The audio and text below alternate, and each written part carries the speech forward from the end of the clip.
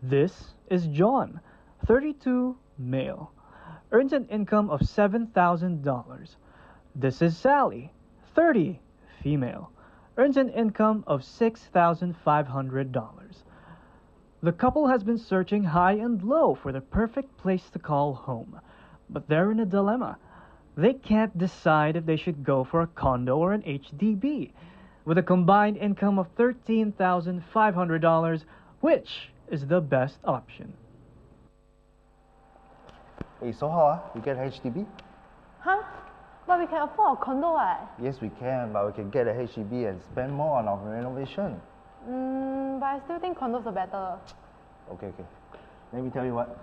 Let's watch this live debate, and before we decide for our final decision. Okay.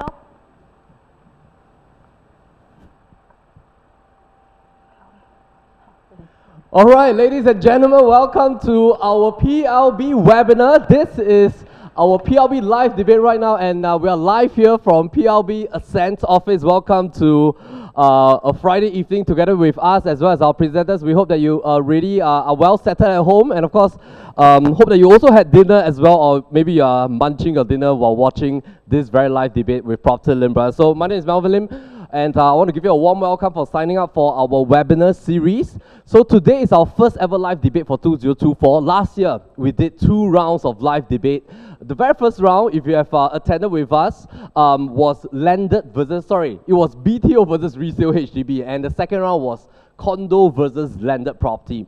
And today, we are proud to present to you a live debate with our 4 listing consultants. And later on, I'm going to introduce to you Chin Wei, Yan Yan, as well as Jesly and Ramsey on the topics that they'll be talking about. But for those of you who are joining us for the very first time, our live debate is structured in a very visual format. So later on, you're going to see like different visual presentations from the presenters as they banter with each other.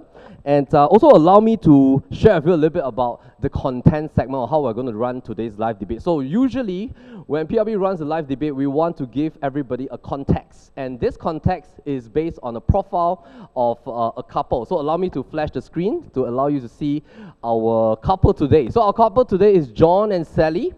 John and Sally is a newly-wed couple. They are planning to secure their very first matrimonial unit. And of course, our topic today is talking about this dilemma that John and Sally have, is that they are both having an income, combined income of $13,500, with John at 32 years old, income at $7,000 per month, and of course Sally is also working, 30 years old, earning $6,500 per month, and they have an urgency to move into their brand new home within a time frame, meaning that they do not want to go for BTO, they also do not want to go for a new launch condo project, and they are primarily considering the resale market. However, the dilemma is that, should they go for a resale HDB or should they go for a resale condominium?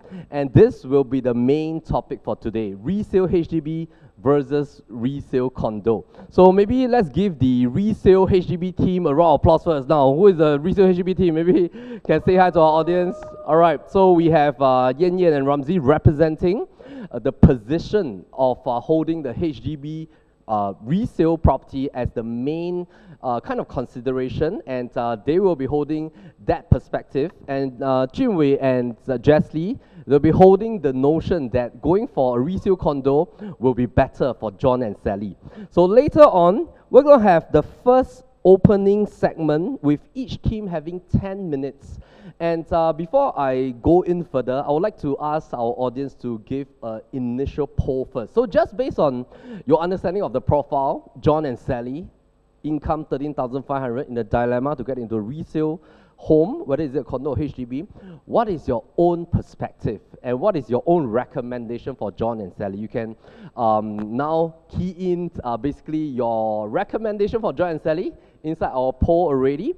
And all our live debates, I will call them audience choices, meaning you are going to be the judge for tonight. At the end of the debate segment, we're going to have a final poll. And the winner of today's debate is going to be based on the majority votes from you on after analyzing, which team has so-called performed or presented better in terms of their viewpoints, facts, perspectives. You get to decide. So it's really an audience choice debate. And let me touch on the very first thing before we kickstart on today's segment. So each team is going to get 10 minutes of opening. And after the first 10 minutes each, we'll go into 3 different rounds. Now, each round, each team will get 5 minutes to talk about 3 different segments. Now, the first segment we're going to talk about is financial considerations. So they will hover around this topic on financial considerations for HDB or condo. Then there's going to be a very exciting, brand new rebuttal segment that they're going to have free play to rebut each other on their points for 10 minutes. And then we will move on to the second round. Second round, we're going to talk about space and privacy. And space and privacy meaning that, a lot of people say that, oh, I want to go for HDB because I can go for executive maintenance. I can go for jumbo flats, I have so much more space. And maybe some people are a little bit worried about, condos getting shrinking options. And also we're going to see how the 2 teams are going to rebut on this segment as well. And then third round, we will talk about the investment and resale and appreciation value of each type of property. Now, I want to share also that for our listing consultants, they are in PLB for a couple of years now. They are all having holistic perspective. So it doesn't mean that, today you see Yan Yan and Ramsey talking so vigorously about HDB. It doesn't mean that they are not recommending you to buy condos. It doesn't mean that. It's just that they are being tasked with the notion of defending that HDB resale is better. And it also doesn't mean that, Chinwei and Jesse are just one-sided towards condominium.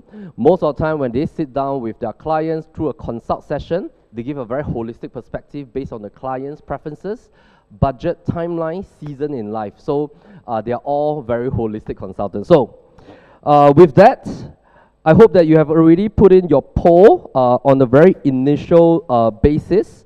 And I'm going to kickstart the first very segment, and we're going to have our resale HDB team to kickstart with us. So let's welcome Yan Yan and Ramsey.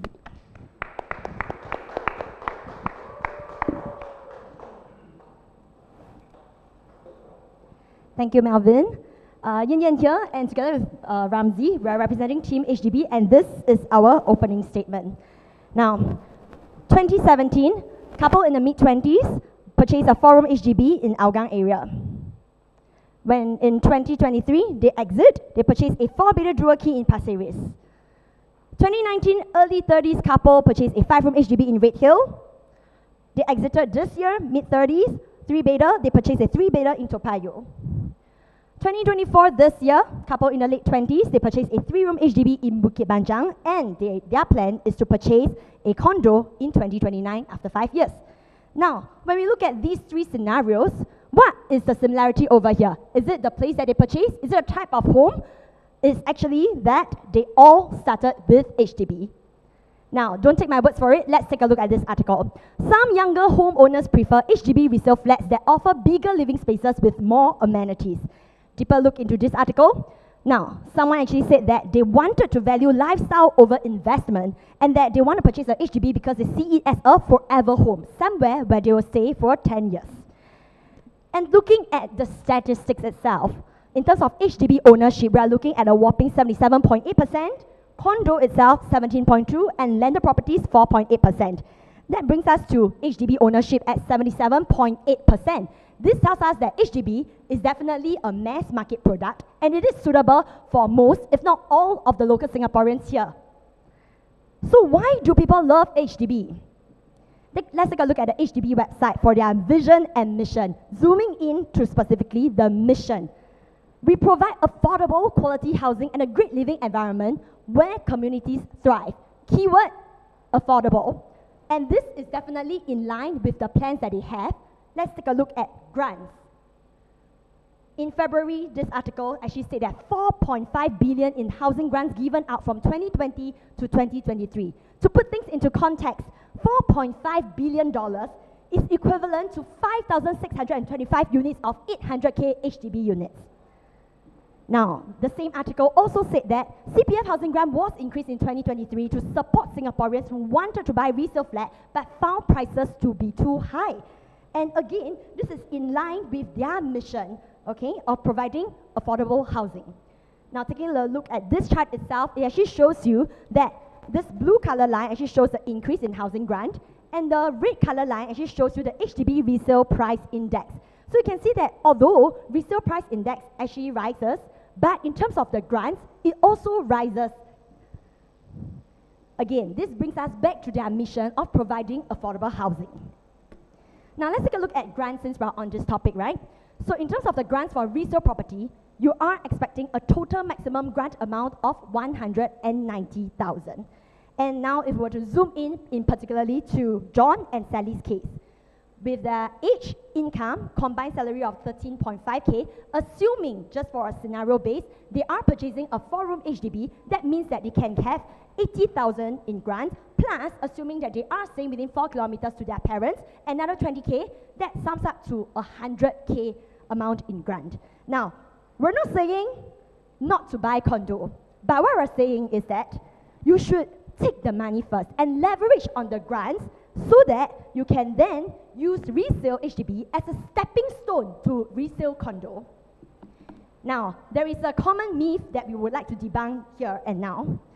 CPF grants go back to government upon sale of your HDB. This is absolutely not true. Okay? Your CPF grants actually go back to your CPF OA account upon successful sale of your HDB, which then you can use this amount to actually pump in to your private purchase in the future. So on the topic of CPF OA, let's take a look at this CPF monthly salary ceiling. So in last year, it was actually announced that there were an increment. Okay, so this year we're looking at $6,800 cap in terms of the CPF monthly salary ceiling. So let's take a look at John, 7K income. So based on his profile, the OA contribution actually amounts to $1,500 per month. Sally.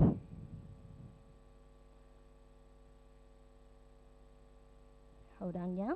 And as for Sally, you are looking at $1,400 odd per month. And all in all, you are looking at a combined monthly CPF OA contribution of around $3,000.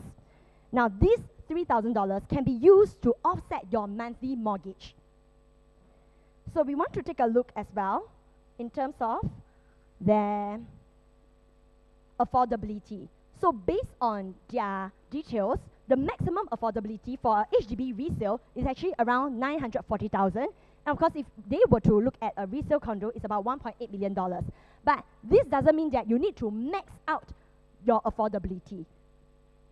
So let's take a look at assuming 3% interest rate, 25-year loan tenure, and a 75% LTV using bank loan. You just need to focus on two key portions. This first row on property price, and the second last row on your monthly cash top-up. It's a very clear scenario whereby if Sally and John were to purchase a 400K to 750K, or they even push towards 850K, their cash outlay monthly is $0. Essentially, they are staying in the HDB for free. They do not need to worry about the monthly expenses because their monthly income will help to actually offset the monthly cash top-up. But of course, if let's say John and Sally, you prefer to stay somewhere in the central area, you can push a little bit further.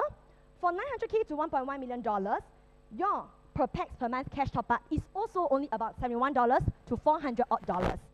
Now, compared to resale condo, let's take a look. Just to make sure that it's an apple-to-apple comparison, assuming 3-bedder, 1,000 to 1,200 square feet.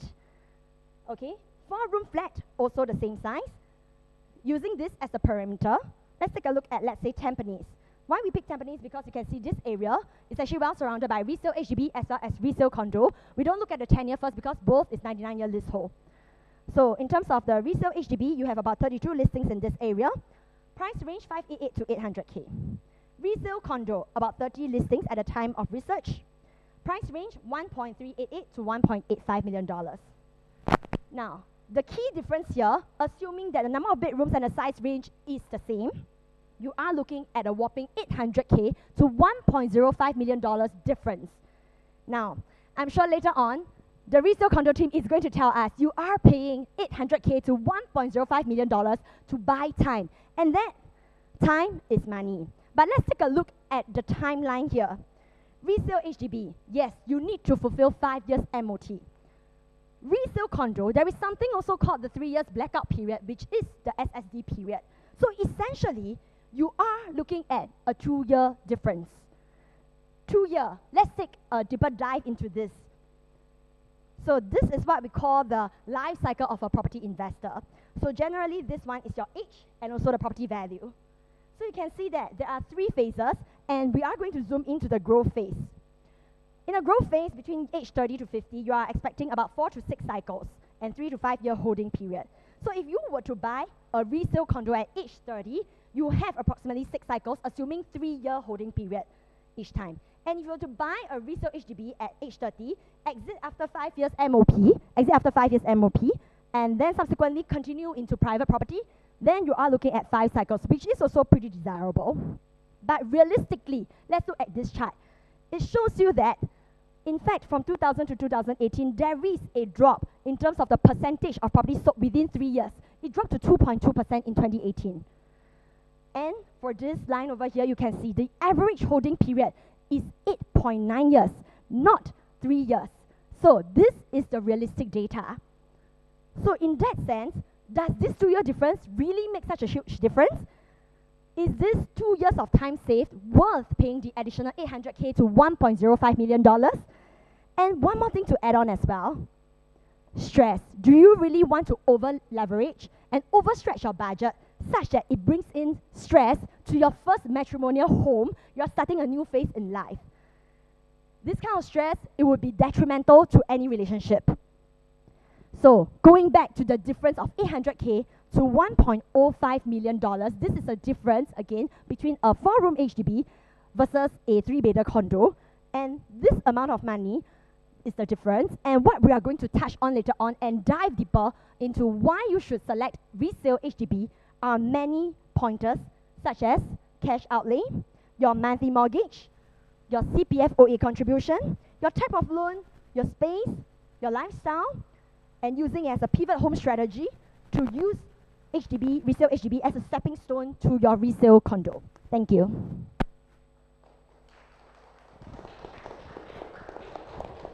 Wow, very, very exciting opening statement from our resale HDB team. Thank you, Yin Yen. And of course now, we're going to kickstart for our resale condo team to do their opening statement. So let's welcome the resale condo team.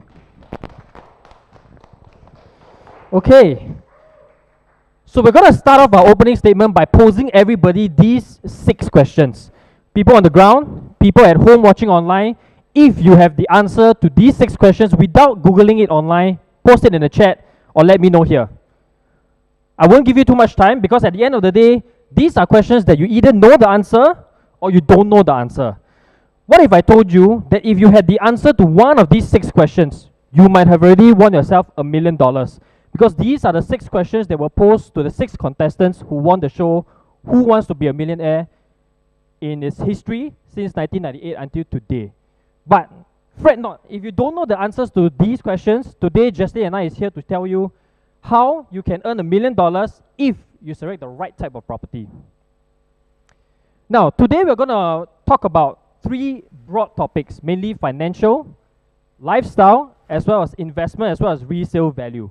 Now, when we talk about financial considerations, I'm pretty sure you heard the resale HDB team talk about it just now. They talk about interest expense, they talk about monthly mortgage, how that is going to be steep.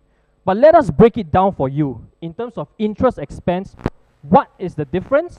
And is the difference worth it? Because at the end of the day, the difference is what can buy you some time, as they mentioned earlier on as well, and opportunity cost.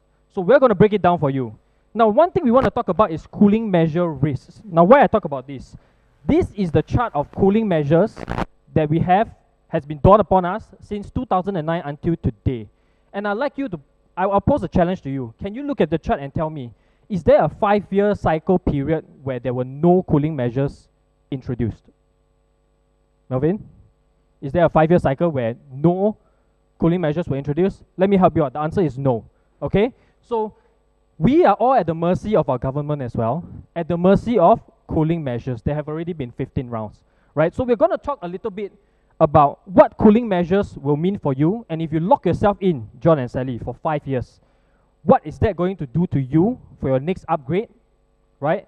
And how that can potentially affect how your retirement will look like.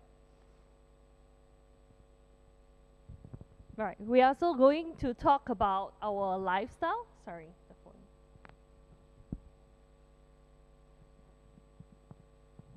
Right. So in terms of lifestyle, I have 3 Fs for you, John and Sally. The first F starts with F-U-N. So you have all the funds that comes on with the facilities of a resale condo and the friendship that you can garner through having a resale condos in terms of your swimming pool, your barbecue pits. You don't need to go to ECP and then like try to book one, or your friends don't need to pay for a car park when they visit you at a resale HDB. Number 2, the second F, of course, would be the freedom. The freedom in terms of whether you want to lock in for 5 years or what you mentioned, a blackout period. So the HDB team mentioned this blackout period, which is what we call the seller stamp duty. To be honest, by regulation, you can sell a condo within the first year. But by regulation, you cannot touch your HDB, you cannot sell your HDB, you cannot rent out your entire HDB in the first 5 years by regulation, by law. I'm not talking about like locking up a master bedroom and then trying to rent whole thing out and then like telling the HDB that, oh, actually I still stay in the HDB, still staying in the master bedroom. I just rent the rooms out. We know, you know, that is illegal. Another thing about freedom. I love the fact that you say about stress, Yen Yen. You know what brings even more stress? The part where both the husband and the wife need to sign off the life through a marriage cert. Because to be honest, by definition, through Google, a matrimonial home is where a couple buys a property and they reside in for a long extended period of time.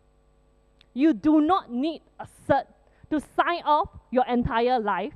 Are you marrying your spouse or are you marrying the flat?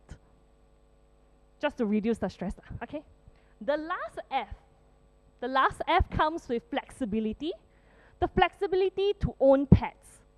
So just FYI for all the HDB dwellers out there, to be honest, I also just recently found out that it's actually illegal to even own a cat in your flat. It's a big ouch. I love cats, by the way, but I didn't know that it was illegal. So by regulation, let's just all follow that. But if you were to be staying in a resale condo, yes, you can own up to 3 pets. And just FYI, for resale HDB, the kind of dogs that you have is limited up to 55 cm. You know what is 55 cm? This is 55 cm. So for, yes, 55 cm is like that. So if you can find a golden retriever like that, perhaps in the first 3 months, I suppose, then you got to give away your golden retriever when it's at the 4th or 6th months, because it would have outgrown this size. The flexibility to extract an equity home loan if you were to own a resale condo, because HDB ultimately still belongs to the government, and even if you have any profit, we're not talking about numbers here, but even if we all earn the same money from a HDB or a condo, you just cannot take any equity loan out. And that's the flexibility that resale condo can provide. There is flexibility in terms of the ownership. If let's say today you want to go for a 99 or 1%, you want to make sure, okay, your wife gets 30%, the husband gets 70%, or you want like a 3 split, like a 33.33% for the husband, and then a 66.6666% for the husband, only resale condo can help you to achieve that. And I love the fact they talk about a pivot home. The pivot home is for you to rent out right as a first home, and then subsequently they can go and purchase a resale condo as a second property. Would you want to rent out your pivot home for the balance lease of perhaps, okay lah, I let you take the MOP, probably left with 95 and then you stay for the 5 years, so left about 90, or would you rather have the opportunity to have a freehold option condo as your pivot home, whereby you can rent it out forever, or maybe until en bloc, or just leave it as an asset, as a legacy for the future generations to come. Last but not least, there is flexibility in terms of the lease that you would like to hold for resale condo. There are like 99-year lease, there's like 999-year lease, there's like a 5-9 lease, and last but not least, there is also a freehold for you to hold. So we are going to talk about these 3 Fs, and last point would be on the investment and resale value. And just to wrap up our opening statement, earlier on, Resale HDB talked a lot about HDB being a stepping stone. Now here's the question, because if HDB is facing supply risks, demand risks, which we will talk about later on, facing the risk of cooling measures as well, and also most recently we saw that governments are coming out to say that HDB should always be affordable. And I think earlier on, the Team Resale HDB also pointed that out in HDB's mission statement, right? It should be affordable. The question is, if today you're buying into a high-price HDB, let's say 800,000, 900,000, even $1 million, is your appreciation going to be kept? We're going to cover that later as well. So at the end of the day, the question to think about for John and Sally is this: is the resale HDB, is it going to be a stepping stone, or is it going to be a boulder that's going to be blocking your investment journey? That's something to think about. Thank you.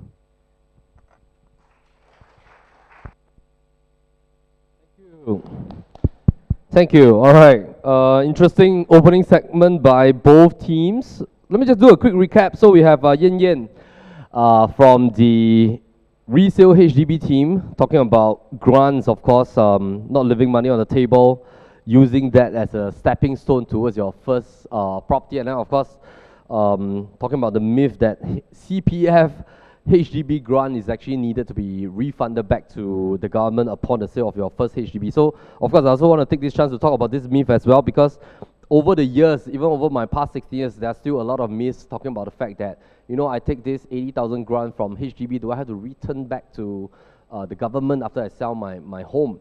So technically, you don't need to. This money goes back into your CPF OA after the sale of your first resale HDB flat. And this amount in your CPF OA can be reused for your future properties.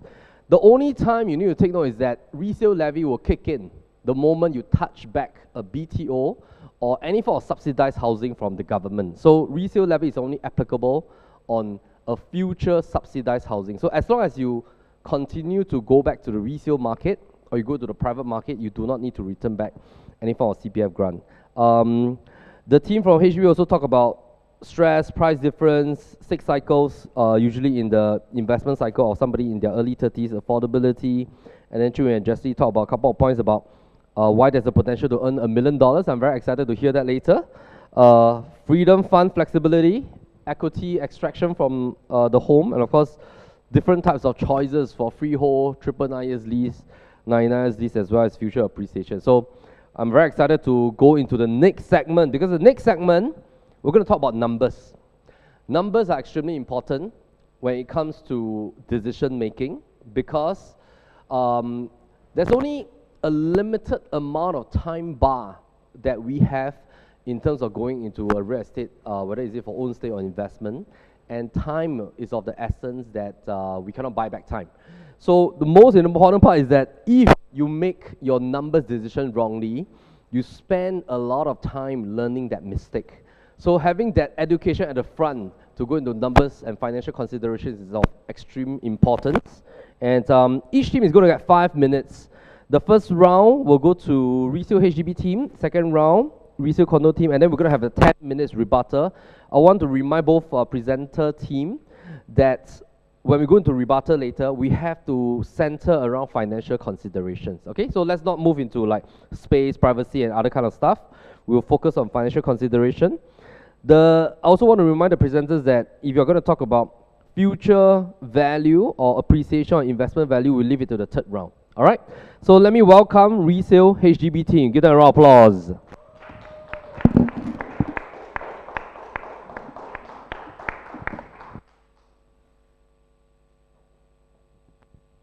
All right, thank you, Melvin. Okay, so now let's head on to the financial considerations. Okay, so when it comes to resale HDB, a few financial considerations, John and Sally, that you have to consider. So we already have established a combined salary of 30.5K.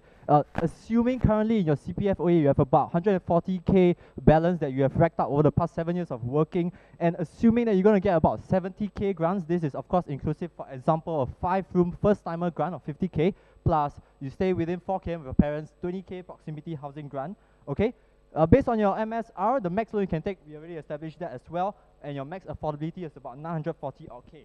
Now, let's take a look at the median resale prices as of Feb 2024 all across the whole entire township in Singapore. So as you can see, we've already highlighted to you in green, basically these are the types of HDB units that you can afford, which is quite the majority over here.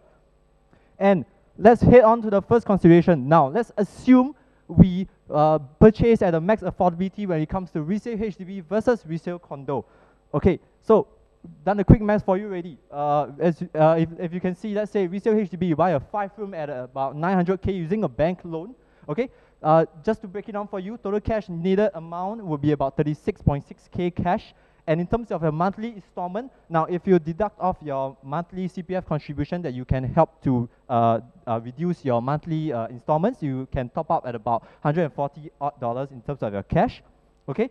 Now when it comes to a resale condo 3-bedder, let's say assume you buy a condo 3-bedder at about 1.8 mil using your bank loan. Okay. Your cash needed is going to amount to about 370 odd K cash, and your monthly cash top up will be about $2,600 per month.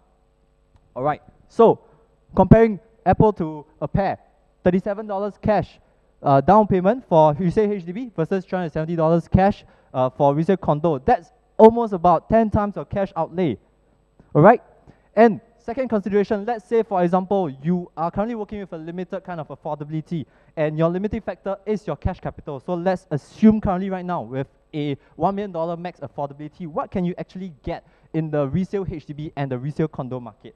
So now let's take a look, deep dive further into this area over here. This is Kallang, all right? In particular, we have circled 2 areas. So firstly is the Kallang Heights HDB cluster, and second for your condo is the City Lights project, okay? So resale HDB can get you for 1 million, a 5-room HDB at Kallang Heights, but resale for 1 million as well, resale condo can get you a 1-bedder at City Lights. Now, this is of course assuming everything else is constant. You can see similar kind of characteristics over here. But what is the main difference? The main difference will be in terms of the physical unit itself. So as you can see, resale HDB, 5-room, 3 bedrooms, 2 bath, 1184 square feet. Very, very sizable for you to start your family as your first matrimonial home. As you compare resale condo, 1-bedder, 560 odd square feet, 1 bed, 1 bath. Pretty small, all right? Now, you might be asking then, are there resale condos, units with similar size at about 2 to 3 bedrooms? The answer is yes, all right? Now, that brings us to our third consideration, a realistic comparison. Let's say if we were to look at realistically in the current market right now. So, median 3-bedder prices, we've already, you can see from the table here. In particular, let's look deep dive further into the North region. As per 2023 Q1, the median price for a 3-bedder condo is about 1.265 million. And if we take a look in the North region, Woodlands, Yishun, let's say we compare apple to apple, we take a 4-room HDB, which is about 1,000 odd square feet, 3 bedrooms as well. It's about 500 odd to 515 odd. So let's compare these two over here, as you can see. Quick calculation done. If let's say, for example, you're buying a 4-room resale in the North region at about 550K, this is the amount of cash that you need to use, which is about 5K cash. And in terms of your monthly installments, you don't necessarily have to put in any cash. You can use your CPF monthly contributions to service it every month. As compared to a resale 3-bedder condo in the North region, let's say assuming at 1.265 million, the total cash that you need is about $212,000, all right? And your monthly installment, you still need to top out at about $900 odd more. So 5K cash versus 212K cash. I'm not sure if that proves the point already, all right? But basically, currently right now, you can see that the grants and your CPF will help to minimize the cash outlay, but how can you even further lessen your monthly mortgage even more? This is where we bring up the HDB loan. which is something that when you buy a resale HDB, you can afford to also get this. Okay, so positives of the benefits of HDB loan, of course, you have a higher LTV, which means a lower down payment of about 20%. Your interest rate is at a very stable and predictable kind of a 2.6%. You have no lock-in period in that sense. And if, say, for example, if the market sentiments out there, interest rates become more favorable and attractive, you can always refinance from a HDB loan to a bank loan. All right. So just to sum it all up, as you can see, minimal initial cash outlay, lower monthly mortgage, leverage on your CPF grants, and utilize your HDB loans are the benefits as to why HDB resale might be better than HDB resale condo. Thank you. Thank you. Thank you. All right. Very rapid presentation. Thanks, Ramsey. Awesome. All right, so let's welcome Team Resale Condo to kickstart the financial consideration segment. Okay, so for financial considerations, the first thing we want to talk about, as I deliberated earlier on, interest expense and opportunity cost. Now, here are the two options you have, John and Sally. On the left-hand side, you have an OCR 5-room HDB. On the right side, you have an OCR 3-bedder condo. You buy at $800,000 for the HDB, you buy at $1.4 million for the resale condo. Their respective interest rates are there, respective loan tenure as well as LTV is there as well. Your monthly repayment for the HDB will come up to $2,009, whereas your 3-bedder condo will come up to $4,003. Now, if I know there are a lot of numbers here, but maybe I just draw your attention to the right-hand side of the slide. The monthly difference in terms of monthly repayment is $1,467. Now, I know that looks like a hefty figure, but let me break it down for you. We all understand that when you pay a mortgage, it can be split into two portions. Your principal, which will go back into the asset, and it will come back out to you when you sell the property, as well as the interest payment. Now, the interest payment, we all understand this is something that you cannot get back, because this is paid to the bank for them borrowing you the money. So, again, drawing your attention to the right-hand side of the slide, you can see that the monthly interest difference drops down to $1,151, which is lesser than $1,004, which was what you initially thought, right? Now, let's break it down a bit further. You buy a resale HDB, John and Sally, you're locked in for 5 years. At the 5th year mark, which is at the 60th month mark, you would have incurred $77,000 in terms of interest expense. If you buy a condo, earlier on, Team Resale HDB talked about the 3-year lock-in period. I take that into consideration. At the 3rd year mark, at the 36th month mark, you would have incurred $88,000 in terms of your interest expense. Now, the number that you see here in between the two, $11,349, is the difference. Now, there's always two sides to a coin, right? We can look at these two $11,000 differently. First one, of course, you can tell me, Chunwei, we are paying $11,300 more on interest expense. You're not wrong. The second thing we can look at it is $11,349 buys you 24 months of time, and if you split that out based on a monthly basis, that becomes just $472 per month. Now, we also talk about opportunity cost, right? The question is, if, let's say, John and Sally, you have aspirations to move to a resale condo, after you sell off your HDB, you want to buy a condo, right? And let's say you want to buy a 3-bedder, $2 million. If we assume the 3-bedder to be at $2 million, and we factor a 2-year wait time. Now, for the 2-year wait time, we factor in a 3.5% annual growth rate, which is very conservative. It will come up to $2.14 million.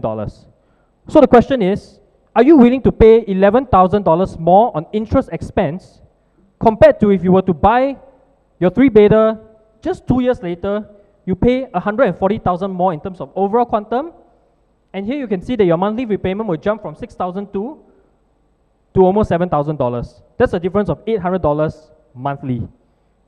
That's how it looks like when we break it down. Now, if you think we are being overly optimistic about the numbers over there, let me share with you a very real example. This is a condo in Tampines Central, 1,249 square feet of space. This was bought, transacted at $1.38 million in 2021. And just a short 2 years later in 2023, a unit of the same size, also the same floor range, was already transacted at $1.66 million.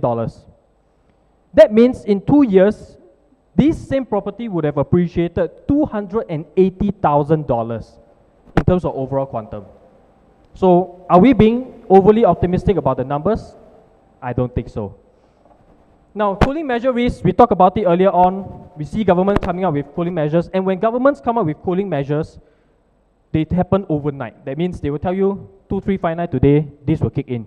You don't have time to react. So imagine tomorrow TDSR drop to 50%, how that will affect you, John and Sally, is your loan quantum.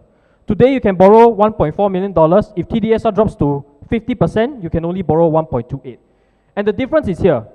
If you can borrow 1.4, you can buy up to 1.89.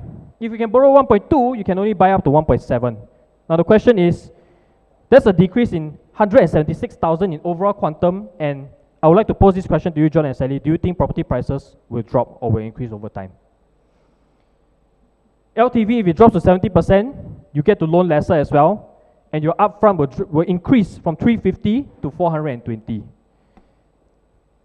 Thank you. Thank you. All right. Thank you, Resale Condo team, for your segment on financial considerations. So I think it's been very exciting the past 5 minutes, and I know time is tight for each team. Thank you for giving your best to really share all your key pointers on financial considerations. Now we're going to kickstart rebuttal. So I want to just introduce to our audience as well as our presenters, just a reminder is that this rebuttal is free play.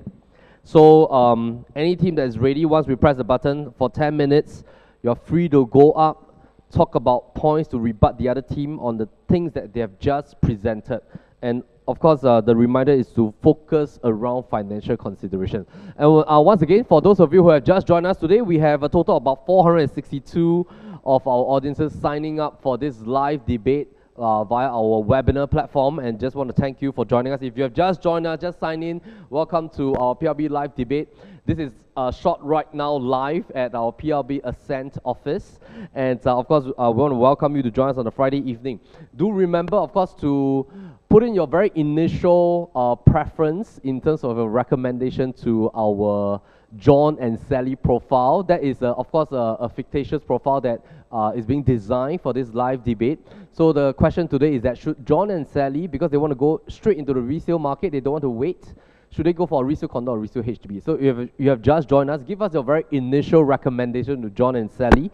And at the end of today's debate, give your final poll in terms of which team do you want to vote for in terms of whether is it condo or HDB. So I want to open the floor to both our teams. Any one of you can go up, and we're going to start the clock right now for 10 minutes, and let's go.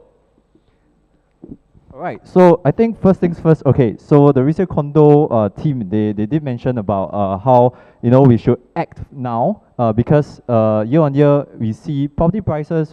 In fact, the private property prices are increasing, and of course we also never know that maybe the next day TDSR rules might change, these rules might change, new cooling measures might pop up. That is going to affect your affordability and your purchase options as well. But I think the first things first, the question that is we have to ask ourselves first, John and Sally, most importantly is, do we even have the cash outlay to be entering into the private market, to be buying a 3-bedder at 1.7 mil, to be buying one at 1.8 mil, because that translates to about how much? 200 over 300K kind of cash outlay, initial cash outlay that is going to form your down payment. And if let's say currently right now, John and Sally, both of you are currently working for the past 7 years, your current income is about 7K, 6.5K. How much cash savings would you have saved in the past 6 to 7 years? Would it be about 200 odd, 300 odd? If that's the case, are you going to pump everything into your first private property as your first matrimonial home? I think in that sense, we need to probably take a more cautious kind of approach, because we want to ensure that we don't overstretch and over leverage ourselves and enter into something just because we are just chasing after the race. You get what I mean? So this is something that you have to consider as well. And I hope the resale condo team can clarify on this. So actually by right, if the other team don't want to go up, you can just continue all the way because they don't want to go up. I was thinking, to be honest, I was thinking like, okay, I will let you have 5 minutes of the time before I. It's on. It's on. Is it my slide? Oh, sorry. Can I have my slide, please? I think first thing first is that with the affordability that John and Sally has, 13,000 odd, the affordability is actually up to 1.8. To be honest, 1.8 can get you a 4-bedder already, but today we are not looking at a 4-bedder, and we are not looking at a 1-bedder in City Light as well. We're just looking somewhere along like $1.4 million. That would easily be able to help you to afford somewhere in the OCR region, perhaps a resale EC, perhaps like in Esparis, or like in Ridgeville, or in somewhere in Buangkok, Esperina, the quads. Yeah, those are the quantums that we are looking at. Very comfortable, is a township on its own, or even like Canberra, there are a lot of resale EC that are fetching at this kind of price quantum, under $1.5 million. So to be honest, to your point, we don't really need to spend like $1.8 million. We don't need to stretch all the way to the max. The other thing would be that for resale condo, it's so precious that there are really like resale options that are freehold, and it allows like a lot of flexibility when it comes to like planning ahead of time when it comes to your asset or like a legacy. So with this like 1.4, actually you can own a freehold, whereas like if you buy a 800K or 700K, and like you mentioned, HDB will always be affordable, not to mention that there is always a decaying lease that you need to worry about. If you were to use that as the first home, that's great, but I love the fact that even your first slide on Yen Yen, you are already pointing out that after the first home, it will definitely be a condo. That proves how much that you also love resale condo a lot as well. So it comes back down to what we are saying, which is on the cooling measure. To be honest, you and I, we won't know when is the next cooling measure going to be. And in fact, for the latest cooling measure that happened on the 30th of September 2022, government just released like a 15 months wait out. So if, like John and Sally, you have the intention to, I think there are a lot of people who think that HDB also can earn money. I don't deny you of that. You're right. You're absolutely right. But because of the motion that, the mission that I always emphasize to Melvin, look at the mission in HDB website. They are always trying to keep it affordable. And they have all the rights and all the regulation that they come up with in order to make sure that this it is always affordable. Do I have any more? Oh, you have? Oh, come. Okay, another point I want to bring out is this. John and Sally is earning an combined income of $13,500, and they've been working since they are 20 over years old, based on the profile, if I get that correctly. Yes, that's correct. And the question to Team HDB is this. If you talk about an upfront cash of only, say, $37,000 if they were to buy a 5-room flat, where will the rest of the savings go to? Where will the rest of the CPF go to? Can they make more money elsewhere in terms of yield compared to a resale condo? Now, later on, we can draw out also how a resale condo can help you to make money. You can unlock the money, use it for other forms of purposes as well, while still keeping your asset alive. So we'll touch a little bit on that later on. So the question is, where will the rest of the money go to? Also earlier on, there was a comparison between, in the Kallang Township, a 5-room HDB versus City Lights 1-bedder. I don't think that's an apple-to-apple comparison. I do think that's an apple-to-pear comparison, right? Like what Jeslie mentioned, you can buy a $1.4 million resale condo, 3-bedder in the OCR region, with a very safe entry price, safe PSF as well, and that can still help you to generate more money for your next upgrade. That as a stepping stone. So the main challenge here to Team HDB is, where will the rest of the money go, and how would that benefit John and Sally as opposed to putting the money into a resale condo? Thank you. Now we give you 3 minutes. Okay, hold on.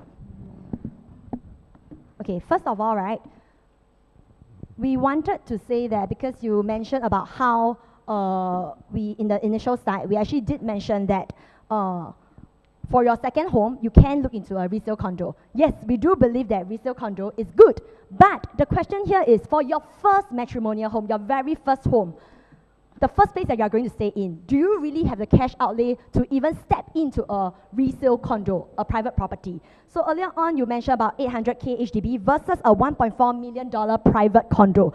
That says that your HDB, in terms of cash, I don't even include the CPF grant. I never include CPF grant. You already need about 180,000 approximate in terms of cash outlay. And for your $1.4 million private condo, you need 390K.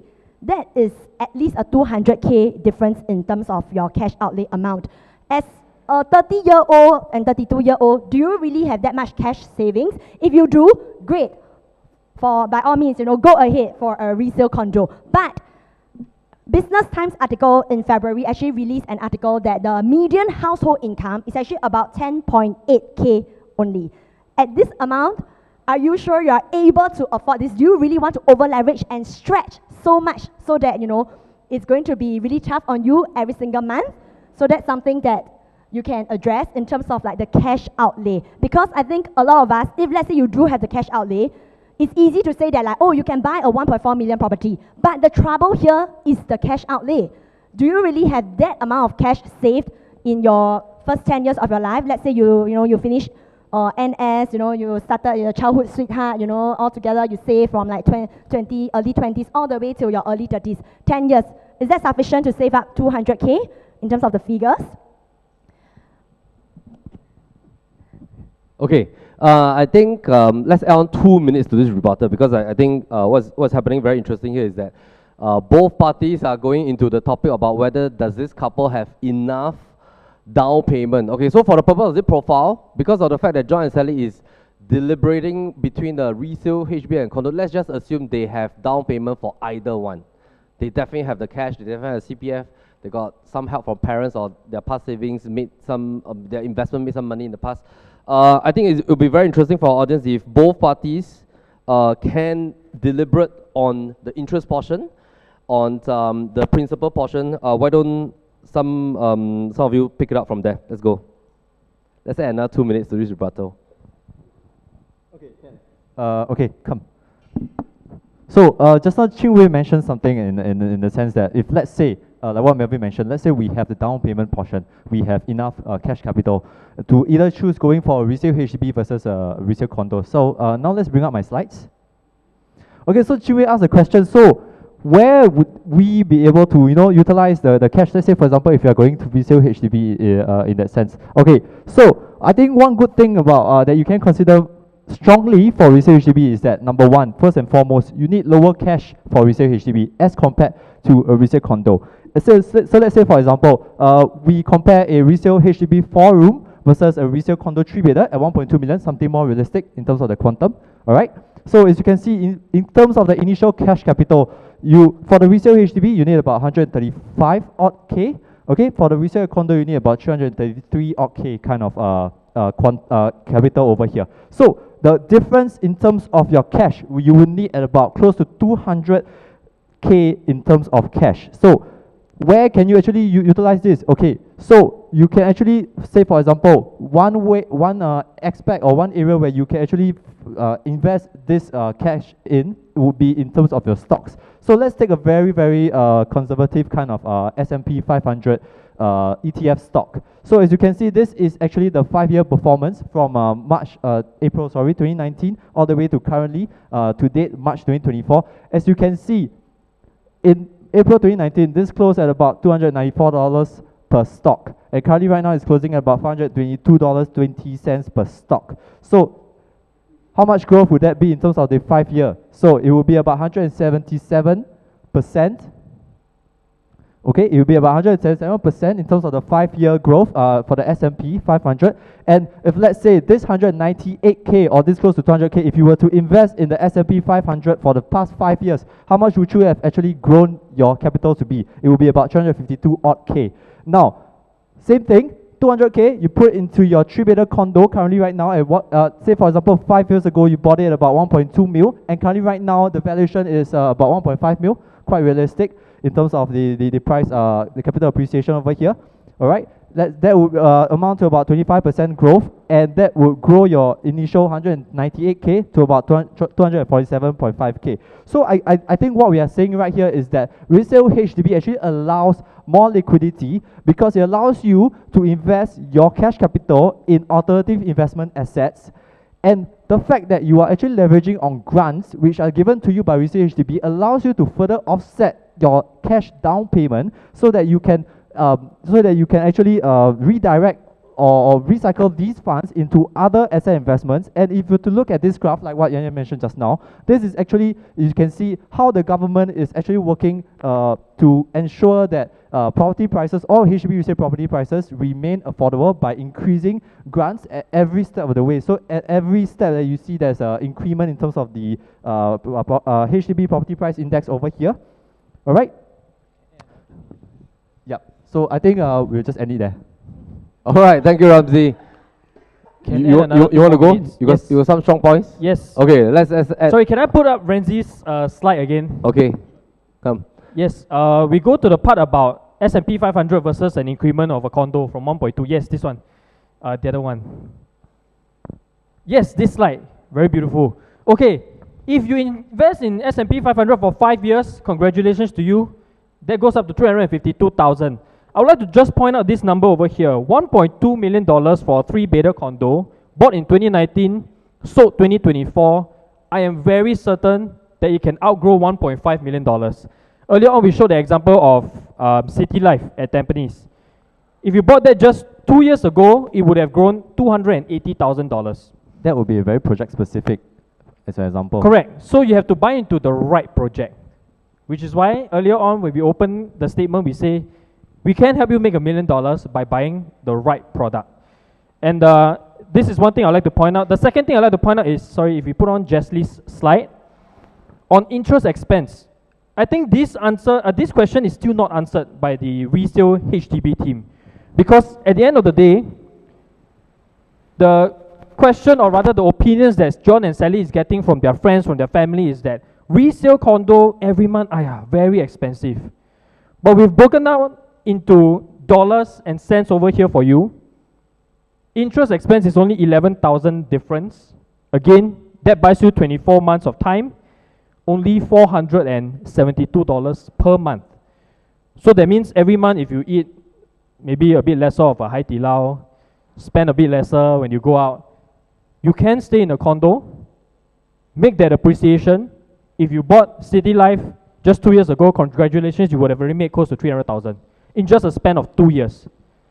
So again, the question I'll throw back to the resale HDB team is the HDB a stepping stone, really? Or is it a boulder that's blocking you in your investment journey? And if you put your money into your first matrimonial home as a resale condo, can that propel you even further down the road?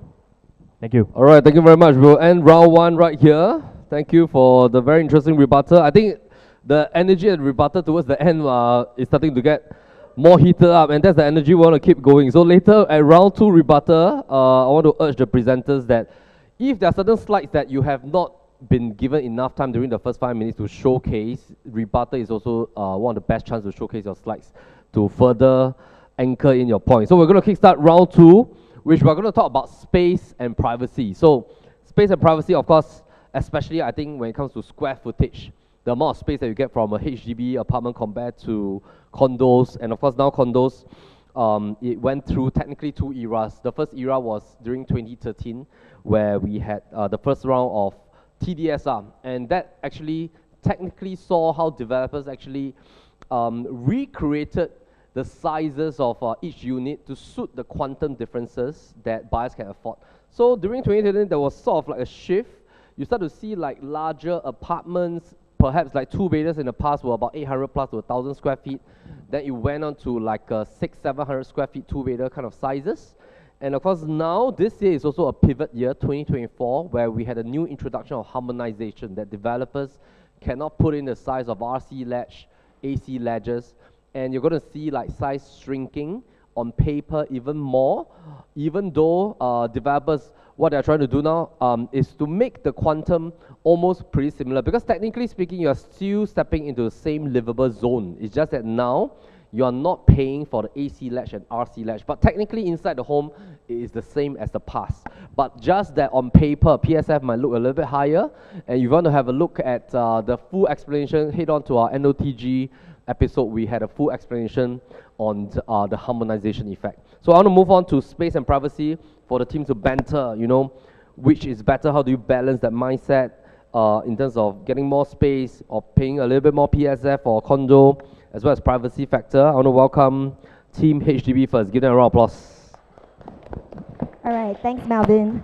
Okay, so we will be touching on space and lifestyle. So we'll touch on size later on.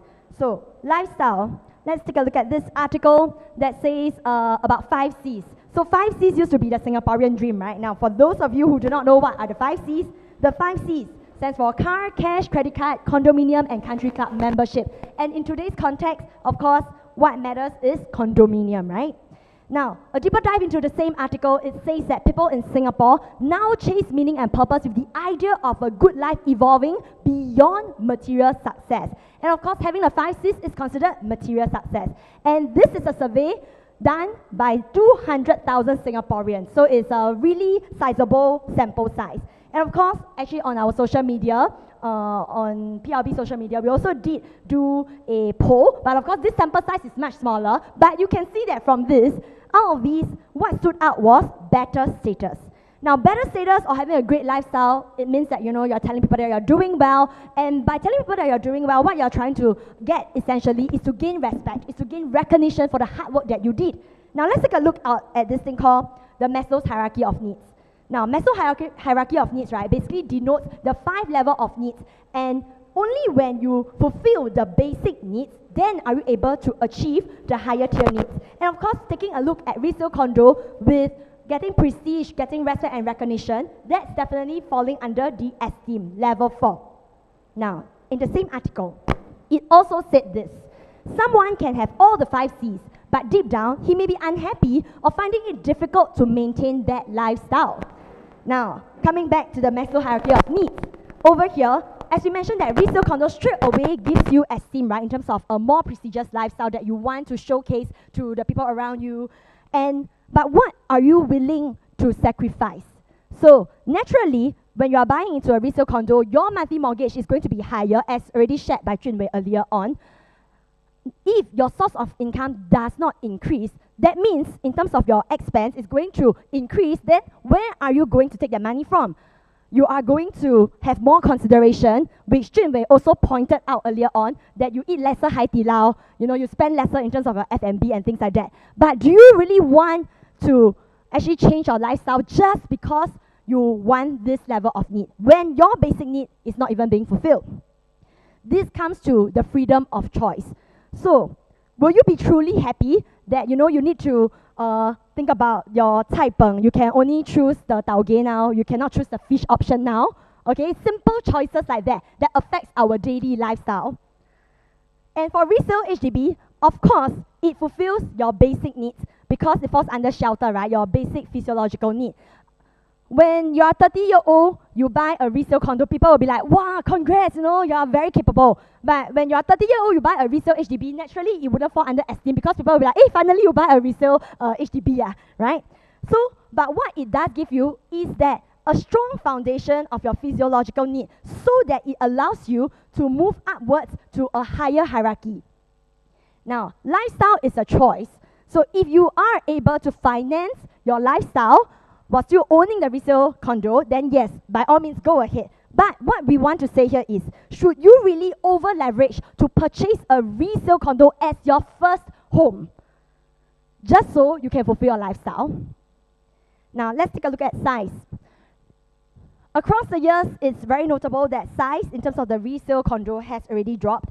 And this one is directly from the HDB website. It says that since 1997, the sizes of HDB flats have remained unchanged. And of course, these two articles prove to be true because from this chart, you can see that the PSF increment, naturally because of inflation, but in terms of the multiple, the price multiple, is 3x, even when it's from 2015 to 2022. Now, this 3x, right, shows you that When you get an apartment, it's 3 times smaller if you choose to buy a condo than a HDB. Now, of course, we all want to move towards having a big size condo in future. But now, right now at this moment, which one will you choose? A good size HDB that you can enjoy comfortably, or a small size condo now, right at this moment? And of course, we also want to talk about disposable income, right? Earlier on, Ramsey also shared that for HDB resale, you have minimal cash outlay, your lower monthly mortgage, leverage on CPF grants, and you also utilize on HDB loan. So what can you save? What can you use the money on? You can travel, you can still improve your lifestyle in the ways that you wish to while you are still young. Do you really want to save, keep all that money until you are older, and then it's harder to travel to certain places, certain destinations that may pose as a difficulty? Okay. And of course, earlier on I mentioned about 菜本, right? Just an analogy for you to consider in terms of your lifestyle. Okay. So basically what we're trying to say here is that good lifestyle is equivalent to the freedom of choice. So once again, we're saying that for your first matrimonial home, you don't need to start off with private property first. You can start off with resale HDB so that you don't overstretch, you don't over-leverage, while at the meantime have your shelter, enjoy life, and you can save up to move into private next. Thank you.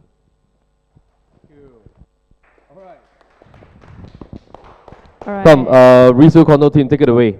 Hey. Oh. One. All right. Let's talk about our 3 Fs now.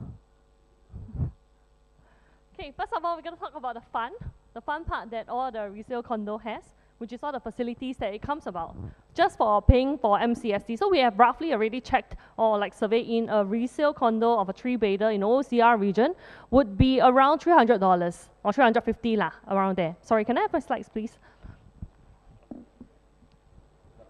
All right, it's up. Okay.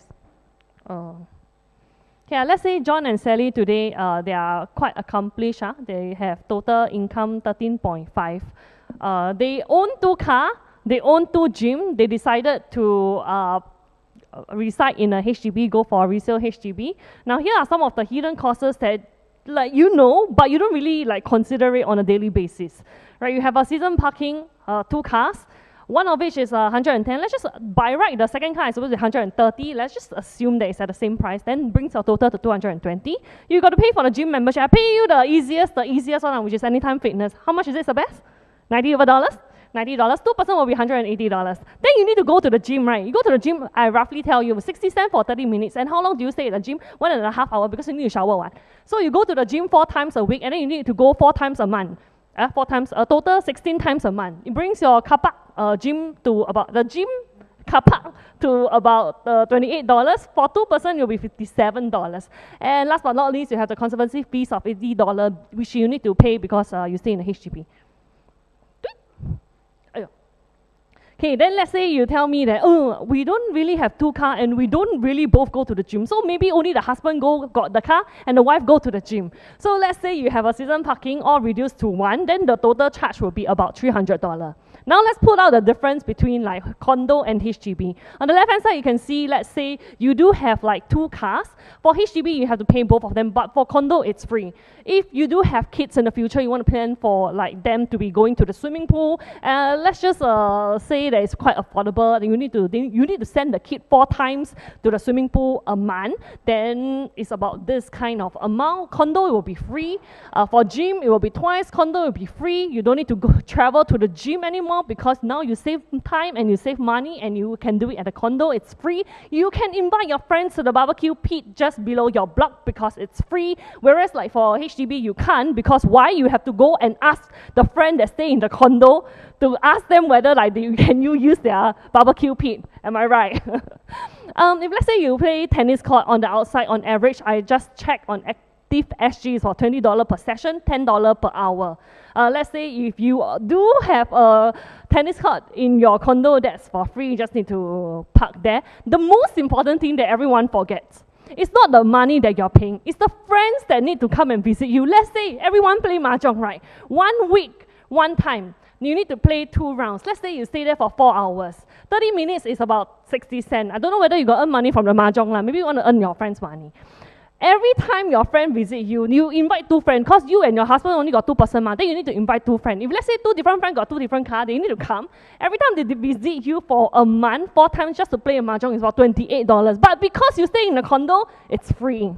Then let's say that you do have your friends or your family member to come and visit you for dinner. They also need to come, and trust me, it's more than 2 person that is going to visit you. Then, okay, I just assume that I reduced to 2 person only, two cars only. It's about $28, but because you stay in the condo, they don't need to pay also. So overall charges, I still haven't added. There are certain condos that come with a steam room, function room, jacuzzi. If you want to rebut, yes, you can actually find boutique condos that don't have anything, but you can also find resale condo that has everything. So the come down to the charges of being in a HDB on a day-to-day basis, just to go to the gym and just to pay for a season parking, every month you're paying about $550, whereas for condo, bao ka liao, $300, you can get everything. Sorry, let me catch a breather. Okay, next part would be about freedom. So HDB 5 years as compared to the 3-year SST, of which just now I mentioned you don't really need to lock yourself in the 3 years, because by regulation it is possible for you to sell a condo within the first year, of course with the 12% SST and stuff. And I think like when it comes to time, it's something that you cannot buy. It's really like even a millionaire we can never retrieve like 1 second back of our life, and that's why every second really matter. So just take a look. 5 years is about 1,800 over days, and then 3 is about 1,000 over days. What exactly can happen within 5 years? You can pop up a baby or 2. You can have your kids perhaps need to go to a certain primary school. You need to relocate, or you need to stay near your parents because now they are a bit ill. They need you to take care of them. Now, for a HDB, you can't do that because we are locked in for 5 years. You cannot relocate, but for condo, you still can relocate. And if let's say you really want to talk about the grant, you must, like you just to take the grant of from the HDB, you must stay within 4 kilometers. 4 kilometers is very small and it's very limited. If let's say your parents stay Hougang, you want to stay Serangoon. Then you know how many portion of the Serangoon that doesn't fall into the parts of Hougang. 4 kilometers is actually not a lot. We talk about the flexibility, right? The flexibility of being able to unlock certain funds. If let's say you do have like a financial crisis and your cash flow seems to be a problem, you can bunk in with your parents' place or your parents-in-law place, but you just can't do it for HDB because you need to like go to the black market and then maybe need to find someone to rent, because by right you cannot rent out your HDB, the whole unit for that 5 years. You cannot even lock that master bedroom like what I mentioned. But for condo, you can. If let's say you really need the money, you can rent everything out. And then for condos, of course, okay, for both the condos and the HDB, the similarity would be that both rooms you can rent rooms. I overshot already. All right, thanks, Jessie. Okay, thank you very much. All right, thank you. Okay. Very exciting round. We have round 2 now, which is a space and lifestyle. So just want to share with the audience again that later on, after our 3rd round, which is coming up very soon, we're going to have like a Q&A segment. So this is the best time for you to put in your questions into our webinar platform. Ask as many questions as you like, because we're going to pick all your live questions. I'm going to direct the questions to particular presenters as a moderator. So I'll pick certain questions and then I'll throw to certain presenters and then see how they respond to your questions. So take this time, ask as many questions as you would like to have them answered. Perhaps these are some of the questions that you're also in a certain dilemma. Maybe you are in the exact situation as John and Sally as well, thinking about resale condo versus resale HDB. Now, we are going to move into the rebuttal round for round 2. Now, I would like to direct the attention of the presenters. Okay, so for this rebuttal rounds, I would like you to focus really on the lifestyle. And I haven't really heard anybody talk about size. Yeah, so I would like to hear really about size, more about the lifestyle as well, and also about some of the minute cost that comes with this lifestyle. All right. So of course, just now I saw you know, that you guys already started to talk a little bit about the MCSD fee and all that kind of stuff.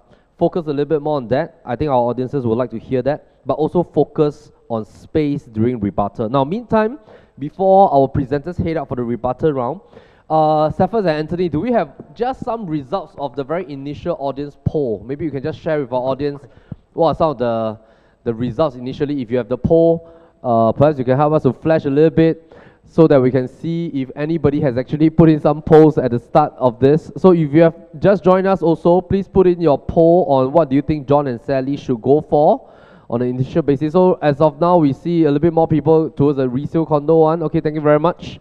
So end of the debate today, you're going to be a final decider on who wins today's live debate. All right, so I think we can have the slides back on. Thank you very much. So let's welcome any team. We're going to press the button to start 10 minutes. So any team that's ready, go up and let's focus on space as well as some of the minute lifestyle costing. Thank you. Okay, so in rebuttal to what Jessie has mentioned, 3 key points that I noted down. Firstly, she mentioned about car park, 2 lots in a private condo is totally free of charge, right? But actually a lot of condo projects, they charge additional for your second lot, all right? And secondly, you mentioned about your friends come and play mahjong, your friends come and eat dinner, and then the car park fee for the HDBs, correct? It is true, there is such fee, of course, but it wouldn't be, it doesn't make sense to actually plant this fee as part of your cost, because who pays for the car park? Do you actually rebate back to your friend, hey, thanks for playing mahjong at my house, let me pay you back the car park fee? You don't, right? And last but not least, you also mentioned that in 5 years, anything can happen. You'll start a family, and also you mentioned about how 4 kilometers is a very small radius. But the purpose of the proximity housing grant is precisely that. In 5 years, you are going to start a family. That's why they allow this proximity housing grant, whereby if you are going to stay near your parents, you get 20,000. If you are going to stay with your parents, you are going to get 30,000. These are grants by the HDB to help you ease off your expenses. Now, if I were to put on my slides, let's touch a little bit more on facilities. So, you can see birthday celebrations. I think we all always host birthday celebrations, right? But my question to you is, when was the last time you actually attended a birthday event at a function room versus the last time you attended a friend's birthday at, let's say, a restaurant? You made an RSVP at a restaurant. Usually, you only host an event in a function room if you have big parties going on, right? And what is the chances that you're going to host big parties every now and then? And that's it. In terms of booking of facilities, if you have a lot of residents in the unit, do you have sufficient facilities? Is it going to be difficult to book? I remember there was once when we wanted to book a barbecue pit, you have to book months in advance. Is that worth the wait? Now, of course, we're not going to downplay that facilities are great. You look at this swimming pool, you have gym, but we don't want to just say that like, oh, you know, will you use or will you not use? Let's look at actual articles, okay?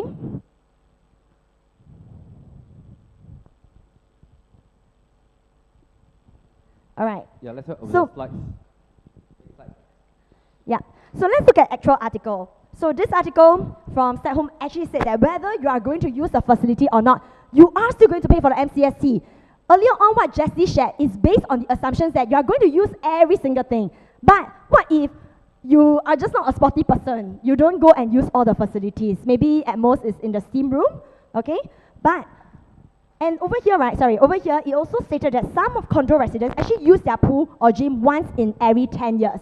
Now, even if we use the minimal MCST charge, $300, once in every 10 years, that translates to $36,000 in 10 years, just for one-time usage. But this is the amount that you are paying in MCST fee. Is it worth it? I'm not so sure. I don't think it is to me. And you use or you don't use, like I said earlier on, you will still need to pay the MCST fee. But unlike a gym, for example, just now we said Anytime Fitness, right? $100 per month with access to more than 100 gyms. Anywhere, anytime, you can go for it. And if let's say, for example, they increase their price, you don't really want to fork out anymore, you can just cancel it. But in a condo, how do you exit that? You can only sell your condo and exit the condo, then you are able to stop paying the MCST fee, correct? Now, and people always say, resale HDB, no facilities. That is also true.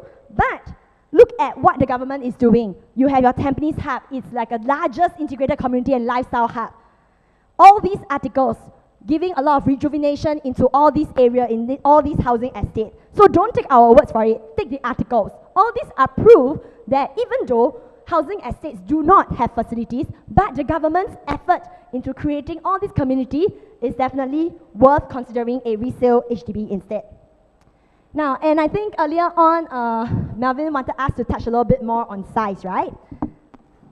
So, as I shared earlier on one of my slides, we are actually seeing that in terms of HDB, right, since 1997, there is no change in the HDB size.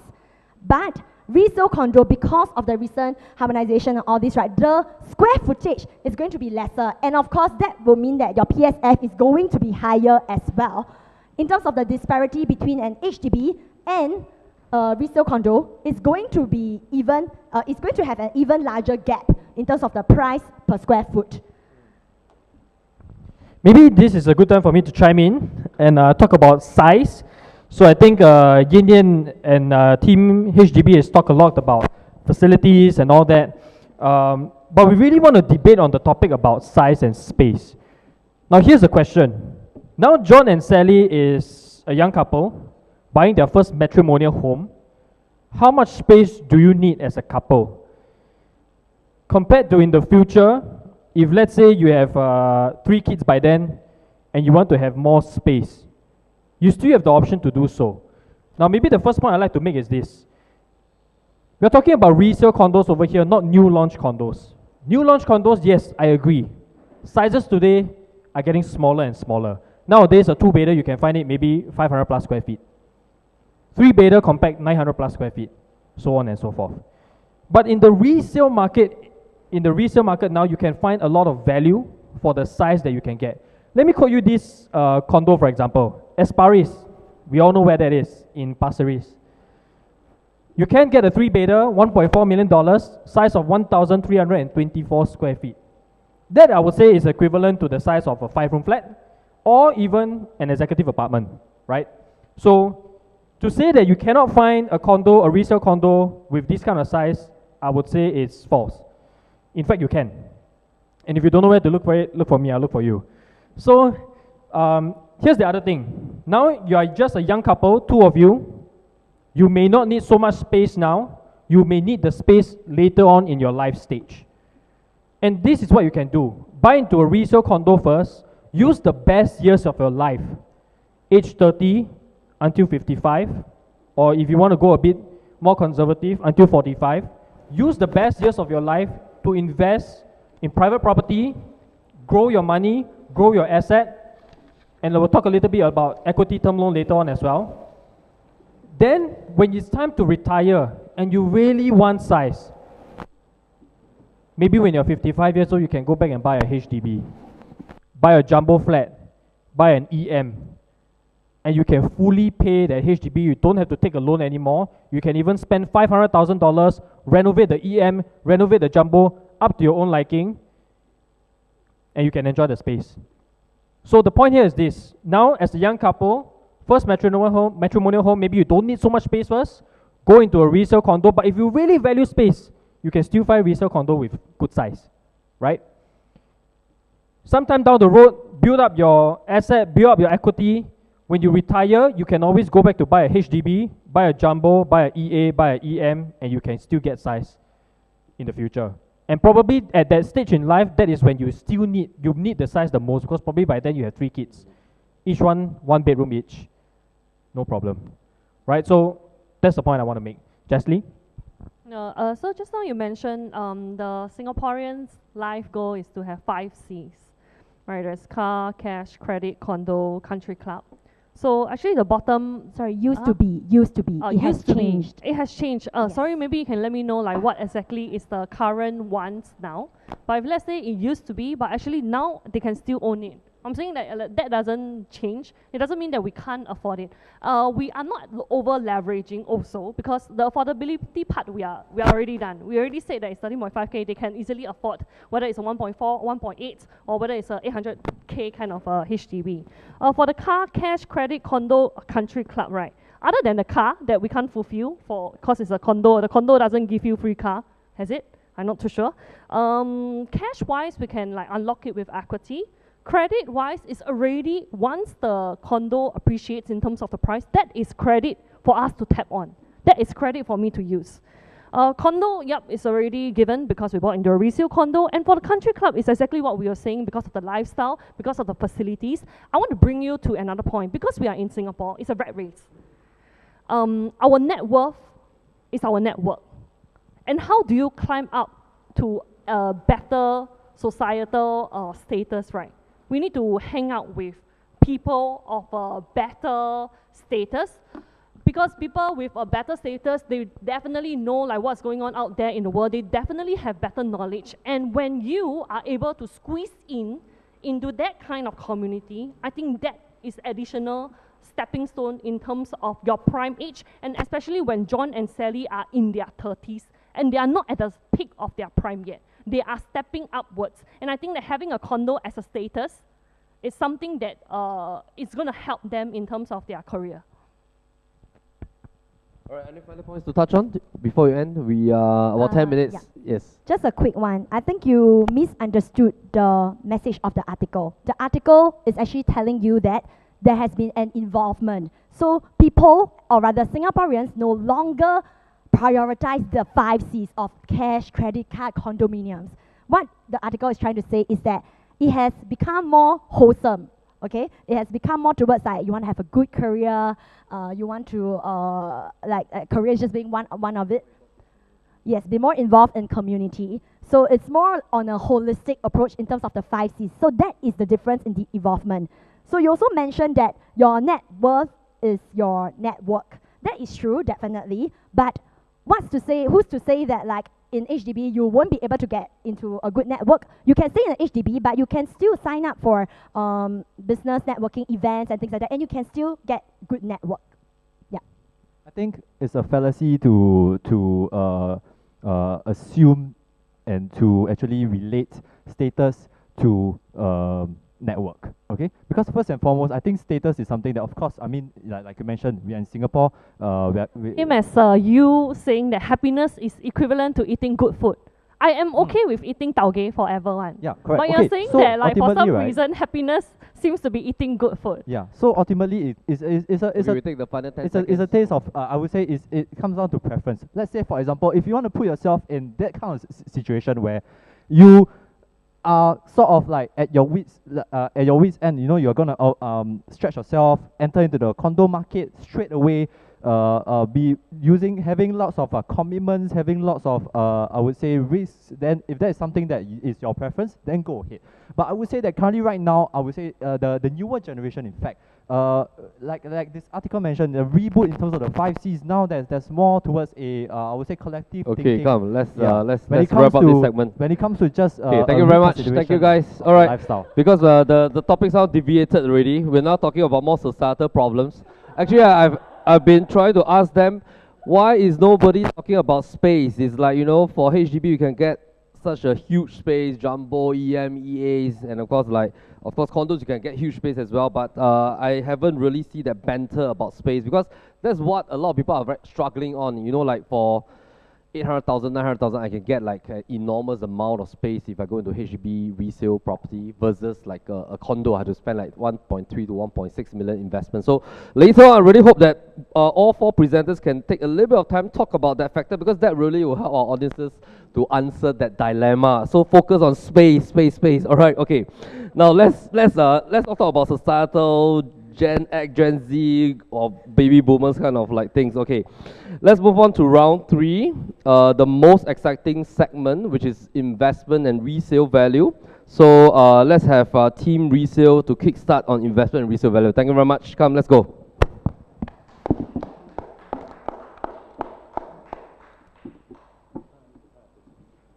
Okay, round 3, investment and resale value. Now, I know what you guys are thinking. I mean, resale HDB, is it really an investment product? Come on. I mean, HDB has in fact clarified this. HDB units, HDB properties are meant to be affordable housing. Yeah, but let me try and help you have a paradigm shift in that sense. Okay, by actually buying a HDB resale first, in fact, this is the only way to own one HDB and one private property kind of portfolio. Okay, so I have drawn two timelines over here. Say, for example, if you were to enter into a resale condo first versus entering into a resale HDB. Now, let's look at the second timeline first. Okay, so let's say if you were to enter into a resale HDB right now, say, for example, a 4-room flat, 450K kind of pricing near MRT, all right? Let's say we enter into sort of like an owner-occupier kind of ownership scheme, and say, for example, assuming within the next 5 years there is no change in HDB policies. So once you actually fulfill your 5 years NOP, the occupier can actually go out and purchase your condo property for your own stay. So in that sense, you are still able to upgrade into a condo property, yet still be able to hold on to your HDB property for rental income. And when it comes to rental income, later we'll share on a little bit more later why rental income when it comes to HDB properties is actually very strong. Precisely it's because of the lower quantum, lower cash that you actually put in. Now, say for example, let's look at timeline number 1. If you were to enter into a resale condo right now, okay, you stay for example 3 years, okay, and if let's say you want to go back into a HDB unit, you have to let go of your condo. All right. So once you have to let go of a condo, there's actually currently right now a 15-month wait out kind of period. In that sense, right, you're not able to actually hold one HDB and hold one condo at the same time in your portfolio. All right. And when you enter back into a HDB, you actually need to fulfill for another 5 years MOP before you can actually exit from your HDB or go back into the condo market. All right. So in that sense, to sum these two timelines all up, all right, entering into a resale HDB first is great because you are able to utilize it as your pivot home. Now, when we talk about pivot home, what do we actually mean? Alright, a pivot home is basically your first home that allows you to pivot yourself in the right position to actually kickstart your property portfolio journey ahead. Alright, so first and foremost for resale HDB, lower cash. So we brought up this point over here. Alright, now I want to move on to the second perspective over here. So when it comes to investment, of course, we have two approaches. The first approach would then be in terms of your capital appreciation. We acknowledge resale HDB, when it comes to capital appreciation, it's not something that we would actually advocate. All right, but when it comes to rental yield, it's something that resale HDB units are actually very strong and very strong at, and can have a better rental yield compared to a condo. Now, as we mentioned earlier, let's say for example, John and Sally, you enter into a resale HDB in the owner-occupier kind of ownership approach, and Sally is the one that is going to be buying the resale HDB. All right, let's look at the quick calculation breakdown. So let's say for example, in terms of your cash outlay, still very minimal. In terms of your monthly installment, still very minimal as well. All right, say for example, you buy a 4-room HDB that currently right now at along Bedok South Road, very near to Bedok MRT, with a remaining lease of about 50 years. Your total cash outlay, say for example, your first 5K in terms of your option fee plus, let's say you buy into the original unit, you have to do some form of reno, it's only about 85K. But I want to take you guys have a look. Say for example, after 5 years, you fulfill your MOP, and assuming no changes in the HDB's policy, the occupier actually goes out to go and John, you go out and to buy a resale condo. You can then able to utilize your current HDB unit as a rental yield machine. And I would say, if let's say for example you are earning about 3K per month in terms of your rent, you are looking at about 9% rental yield. And if you think that this is actually very high, in fact, when it comes to 3-room HDBs in Singapore, 9% rental is actually quite, I would say, a sizable amount as you can see over here. So we've already breaking down for you. 3-room HDB, the average rental is about 7.8%, 4-room is about 6.7%, and 5-room is about 6.1%. And if you compare that with resale condo kind of rental yields, on average it's about 4.65%. So instantly you can see that when it comes to rental yield, HDB does have a stronger kind of sense to it. All right. And also recently with the news, just to sum up how February has went, condo rent has continued to soften in February, while HDB rents have a high as well. Okay, so I think the point that we are saying is that it's not that we are not asking you to buy into condo. Rather, we are asking you to not put all your eggs into one basket, which is this resale condo property, and instead being able to utilize your cash investment, your cash assets, your cash capital into other forms of asset investments, so that it can actually help you in as a stepping stone in your condo. All right, thank you very much. All right, thank you, Ramsey. Thank you. All right, come, Jimmy, take it away. Let's Okay, have, when it Team comes Condo. to investment as well as resale value, the first thing we want to talk about is supply risk. This is the current state of supply. 1.2 million HDB dwelling units versus 340,000 condo units. In these two articles, we see that HDB has already, or rather our ministers have come out to say, this high tempo will continue. That means the government will continue to build BTO units. Earlier on, they talk about 150 projects running at the same time by 2025. This also means that there are more HDB BTOs coming up. That also means that there will be more resale units coming onto the market. Now, this is how it looks like on the bar chart if we look at number of BTO flats that are going to MOP and come onto the resale market. This is how it looks like on the map. So, for example, if today John and Sally buys into the Canberra Township, all around you, you are surrounded by neighbors who are going to MOP one after another. That means more competition when you want to sell your house. Now, the table above is the population white paper that was published in 2013. Projected 2030 population will be 6.9 million, and these are the breakdowns. We've also tried to cross-check that with latest statistics. Right now, we are at 5.92 million in terms of total population.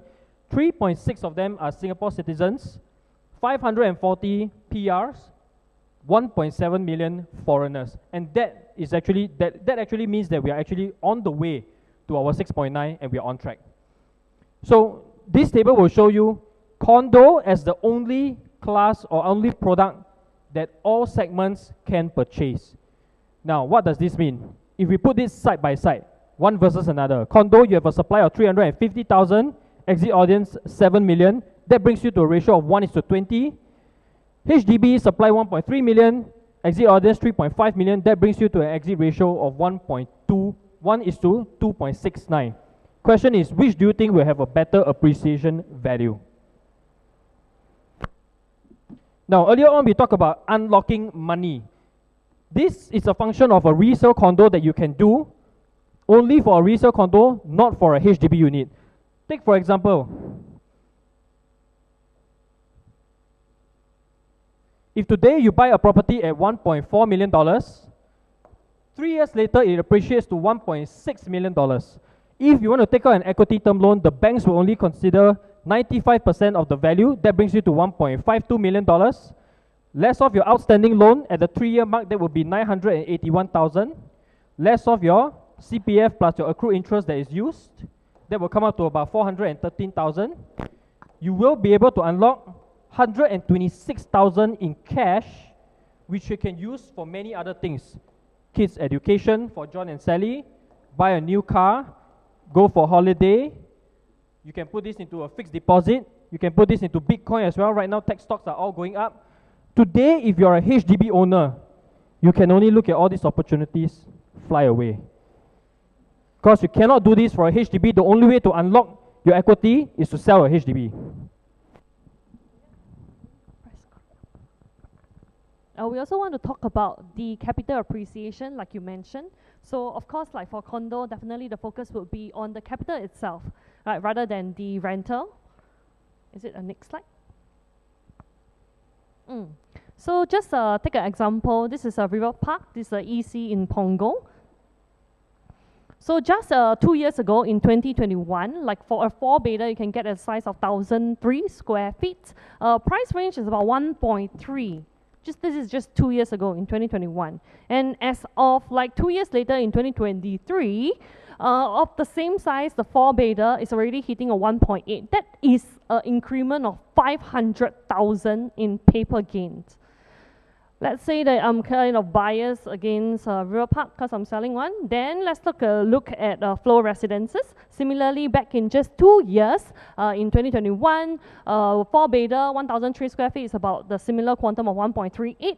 And fast forward to just 2 years later, Because of the increment in terms of the PSF, the growth is about 1.7. That's also close to about 500K profits.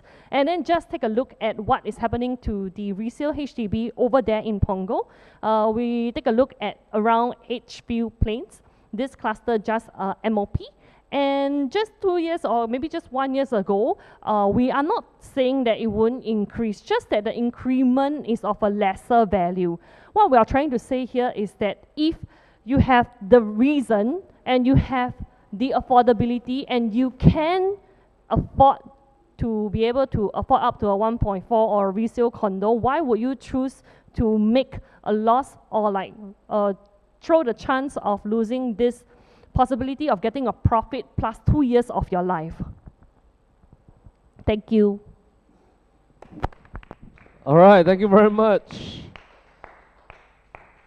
Thank you both teams for talking about the investment and resale value. That will wrap up round 3, and of course we have we have 2 final segments, which is the rebuttal for round 3, followed by Q&A. So meantime, I want to encourage our audiences at home over Zoom to put in all your questions, because the next segment is going to be Q&A. We're going to pick the questions and then direct over to each of our presenters. I also want to urge our presenters to look at the screen for the questions that are upcoming for you later on. I will not share with you which question I will direct to you, so please be prepared as well on which questions that you are ready to answer. So meantime, this is round 3 rebuttal. We have 10 minutes, and this is the final chance. If you have any slides that you have not showcased just now, to talk about certain points, and if there are certain strong points you want to rebut on the other team, this is the final round that you can do that as well. So the mic is open, the floor is open. Let's welcome our presenters. Let's go. Okay, so first I want to talk about the rebuttal for a pivot home. You say that you can own a HDB plus a condo under owner-occupier, then therefore you are able to take the second name out to be able to buy a condo. So that's the point, and that's true for now.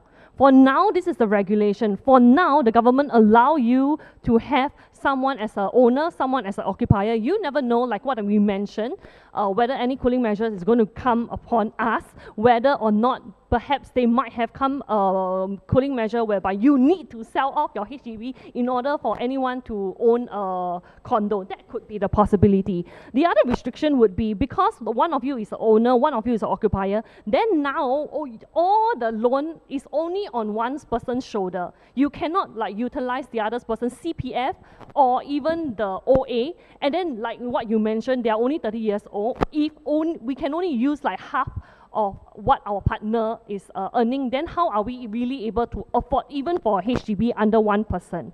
Then the other point that I want to bring out is that why would you explore the potential of a one HDB, one condo, when we can explore the potential of one pivot home as a freehold condo and still have one more for own stay? So that is my rebuttal for you. Okay, I would like to encourage the presenters to take the stage if you are speaking, and also to utilize the screen to draw so that it's easier for our audiences to visualize as well. Okay, come, let's go. All right, thank you, Justly, for very, very strong pointers. I mean, you all can bring the mic there and then stand by to rebut. You can come and I speak to you. Okay, so can I have my screen up, my slides up? Okay. All right, so Justly, first pointer, if let's say for example, by any chance, okay, hopefully not, HDB policies change, occupier can't come out and buy a private property. Okay, so first and foremost, I think, we need to know that there's already HDB grants or CPF grants that you have utilized at the start. Ramsey, please change to white color. How do I change to white color? Color. Color, okay. This one? No? Oh, this one. How to change okay, color? never mind. I shall not draw. But okay. Okay, it's okay. You can draw.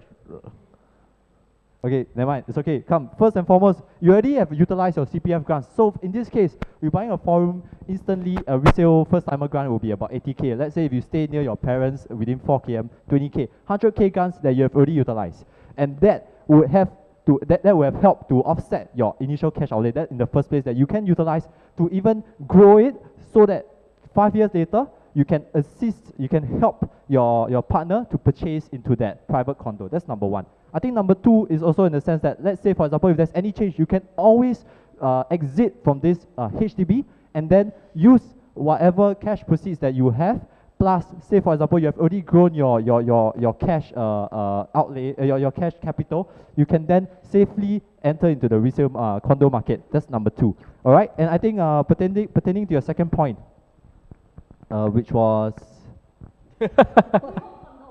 freehold condo.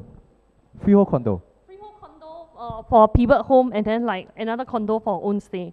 Okay. So freehold condo. Okay, actually, because just now you mentioned maybe one for own stay and one for rental purpose, correct? And then because you were comparing to ours in terms of like owner or versus occupier. Sorry, one owner, one essential occupier, correct? You remember or not? Just now you shared. Correct. Because one own stay, one rental, right? Because earlier on when we say owner and essential occupier, you mentioned that the loan is on one person, correct? And then if let's say you are counting two separate person, then if you are going to buy two properties under John, one under John, one under Sally, both is private resale, then your quantum for the resale condo will drop drastically as well, ma. Sorry, let me do the correction. What I want to bring out, the next pointer, is that we are able to, let's say as a couple, own under 99.1 so that both of us can utilize both our OA and both our CPF. But because you choose to make it a owner and occupier, now you can only utilize one of your partner's CPF and OA. Okay, I hear you. Okay, so yes, you are right that you can only utilize one person, but the thing is, we are still able to purchase a home. That is the key thing, right? You are still able to have a nest of your own. And earlier on, you also mentioned that actually for a couple, you don't need that much space, right, Jim, you mentioned, as your first home. So Yes, I did. do you really need to spend 800K on your resale HDB? You could consider spending 450K or 400K to buy somewhere near to a MRT, and in the future, use it as a pivot home like we shared earlier on to have it get your rental yield. Because your rental yield, you rent that out, you save up for 5 years, and then you can purchase, let's say, a 1.5 million quantum property. And in the meantime, your rental income, you're looking at a 9% yield, which is something that if you were to say your rental yield for your condo, it's not something that you can get. Even if, let's say, you buy two separate properties, after that you decouple, and decouple also got decoupling fee. Yeah. I think 9% rental income or rental yield is a very attractive figure. And I do think that if you buy into a HDB resale, you can sometime down the road achieve this 9% rental yield, no problem, very attractive. Here's the question I would like to pose to the resale HDB team. Today, if you buy a $450,000 4-room flat near an MRT, what is the lease balance? Earlier on, I saw you wrote down a lease balance of 50 years remaining, right? Here's the thing. Minister Lawrence Wong has already came out to say that not all HDB flats are eligible for SIRS. Only 4% of HDB flats have been selected for SIRS since the launch of the scheme in 1995. So, question is, are you going to hold this 4-room flat all the way until the end of its lease and return it back to the government at zero value? That's one. Second thing is, if you put one name to buy this 4-room flat, like we mentioned earlier on, to extract the equity from the HDB, you have to sell the property. So if you don't sell the property and you want to continue to make your 9% rental yield, you have to keep this property. That also means that the cash that you put in is stuck in this 4-room. The CPF usage for one partner is stuck in this 4-room. Now, here we talked about 15 months wait out period. Let's not also not forget, why did the 15 months wait out period come up? It came up because there were too many million-dollar flats being transacted during that period of time. Everybody is worried about HDB prices going through the roof.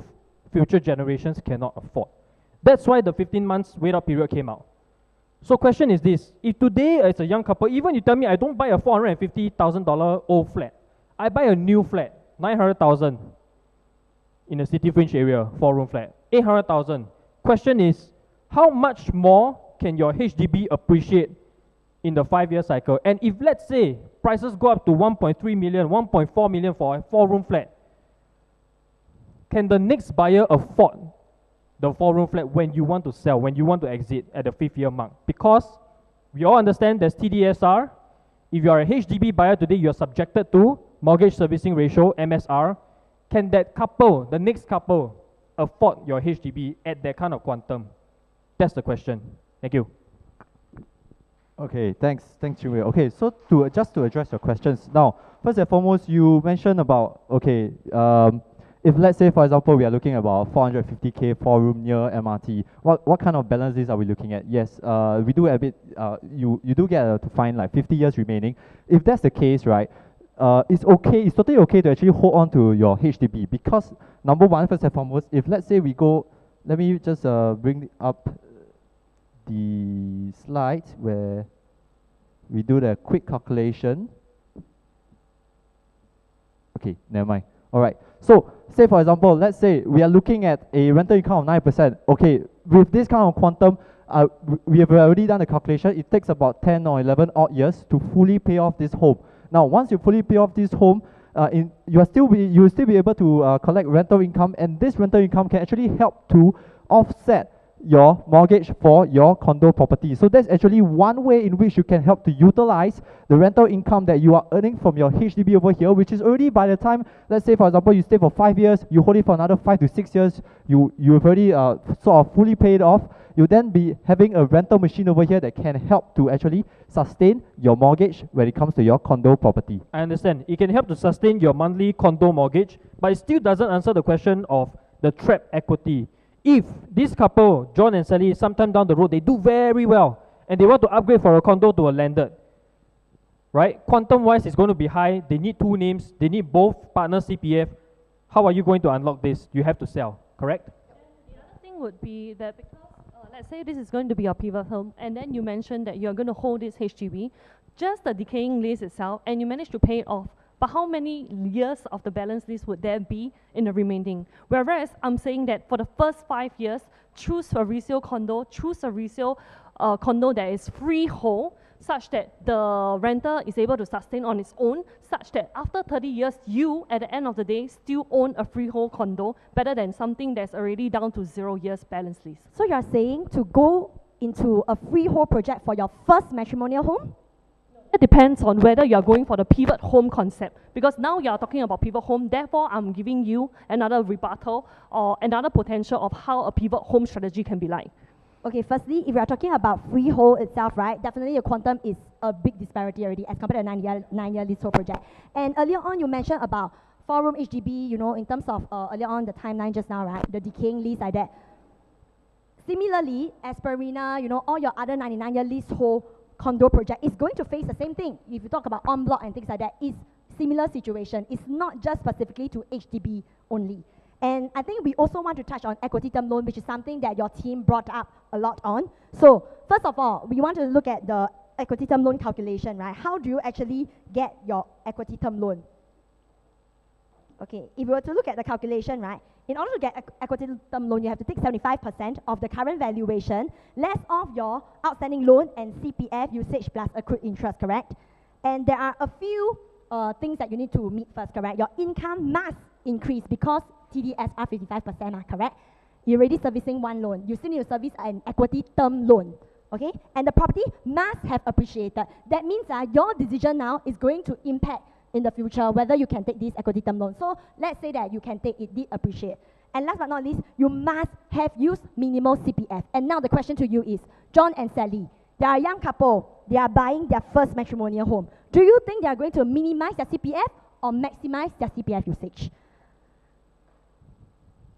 Just a scenario over here, in terms of the TDSR difference, which we mentioned earlier on also as one of the key pointer in an equity term loan. You are paying an additional $440 per month in terms of servicing your mortgage, your loan. And also in equity term loan, you have a 100K minimum equity term loan amount. So you need to make sure your property, it actually did appreciate above this amount. Otherwise, you won't be able to extract this equity. So that's something to consider. So it's not as easy as just saying that, oh, you can take equity term loan so easily. I agree. But we are confident that if you buy the right product, it will appreciate enough so that you can take out the equity. Okay, so Chiwi, just now you mentioned, you used an example of about a $1.4 million condo property appreciating to 1.6 million. And then after that, I don't know how you came out with the 1.52 million, but let's look back at the formula for equity term loan. So formula equity term loan is basically using 75% of your current valuation, you minus off your outstanding loan, you minus off any CPF usage. So just now you mentioned they have about 900K outstanding loan left. They have about CPF balance, total usage plus accrued interest is about 413K. Now, if you were to take a current valuation of 1.6 times 75%, how much would that be? We didn't take 75%. But We took 95%. So that is the wrong calculation for equity term loan then. That's how we got the figures for 126,000. Alright, but basically, like what, just to tap on what Yan Yan said just now, if let's say we do this calculation, you realize that actually, right, there's not much you can actually take out from this equity term loan because of your CPF usage that you've already used, which is quite a surmountable amount because you are using it as your first matrimonial home. You definitely would want to utilize your CPF OA to offset your down payment, alright? And of course, 100K minimum equity term loan amount that you have to meet as well. I think the main point that we're trying to make is if you buy the right product, you will be able to unlock some equity, and that can help you in terms of financial planning and using it for other uses. Yeah, I think the main point is that there is a flexibility. I mean, whether or not you appreciate really is another topic for another time. But the point is that there is flexibility to extract out the credits into cash for other uses. Definitely. We also agree that equity term loan is a way in which you can help, you can utilize your current assets that you have. But whether or not it is the right stage in your property journey to be utilizing equity term loan, I think that is something that we have to consider as well. Because this is your first matrimonial home, likely the amount of CPF usage you use is a lot, and equity term loan in this case might not then be applicable. It is the right stage for John and Sally to go into a resale condo. Thank you. All right, thank you very much. Okay, that's the last rebuttal. So I think all four presenters are taking the chance to really give their best. Let's give them a round of applause. All right. Okay. So we're gonna transit into Q&A, and we have quite a fair bit of interesting questions in already. I'm gonna give our four presenters just 1 minute to just soak yourself into some of the questions as is written on the screen right now that you can see. And I'm going to pick a couple of questions. We have probably another about 10 odd minutes into the Q&A segment. So meantime, I also want to encourage our audiences, if you have already made up your mind on whether should John and Sally go into resale condo or resale HDB, you are free to vote as well. Or if you want to wait until the final Q&A segment to vote, that can also be done. And thank you once again for joining our PLB webinars. We still have one final segment to go. This is your final chance to give us some questions that you might want our presenters to answer. Also, next month we're going to have our webinars coming back. So if you have already joined us for Jan and Feb, we have 4 rounds of webinars already. So this month, in the month of March, we are having this live debate. So next month we're going to have 2 webinars. May we're going to have our landed convention, and of course in June we're going to have a very interesting live debate, which is going to be the topic on new launch condo versus resale condo. So I think after we have done that final round of live debate on new launch condo versus resale condo, we have completed almost all the usual dilemmas that investors and buyers are into, whether is it landed or condo, BTO or resale. Today we're talking about condo or HDB, and of course the final one is new launch versus resale condo, and I think that is going to be a very interesting topic coming out in June. So I'm going to direct the first question to let me have a look. Okay, I'm going to direct the first question to Yan Yan first. Okay, which is Team HDB. Okay, how do we make a good decision to purchase a resale condo or HDB that will appreciate in value? So take note for our teams and our presenters, whichever question you get, you still have to hold your position, all right, to defend your position, all right? So you have to hold your position. So I'm going to direct that first question to Yan Yan. How do we make a good decision to purchase a resale condo or HDB that will appreciate in value? Appreciation. All right, let's go. Okay, first of all, good question. Okay, so now, firstly, I think I would say that in terms of HDB, in terms of appreciation, earlier on we already mentioned there are two types, right? Capital appreciation or in the form of rental yield. Now, for HDB, if you were to really compare capital appreciation in terms of the capital growth, right? HDB generally, yes, it wouldn't be in a good light. But if you want to talk about rental yield, that is something that you can truly consider in terms of the appreciation portion. Because as homeowners, right, when you want to purchase, right, it's not just about capital appreciation. It's not solely about that. There are people who purchase for rental yield. They just want to keep the home, and every month they get stable income source from the rental home itself. So how do you then make a good decision whether to purchase a resale condo or a HDB, right? For resale condo itself, now in terms of the difference, if your question is asking the difference, right? If we are looking at rental yield, which is something that HDB is able to do so, then I would say that in terms of because there's a lot of different parameter that you want to consider as well. Because in terms of good decision, right, I would think that if we are talking about rental yield itself, it's able to, for HDB, then you'll be able to look at the different opportunities that HDB can provide you in terms of the value appreciation in rental yield purpose. Okay, so your positioning is that HDB is more for rental yield, especially if it's for the one HDB and one condo kind of pivot home strategy. That is accurate. Okay, all right, thank you, Ian. Which links us to the second question. So we have an audience asking about the owner-occupier scheme.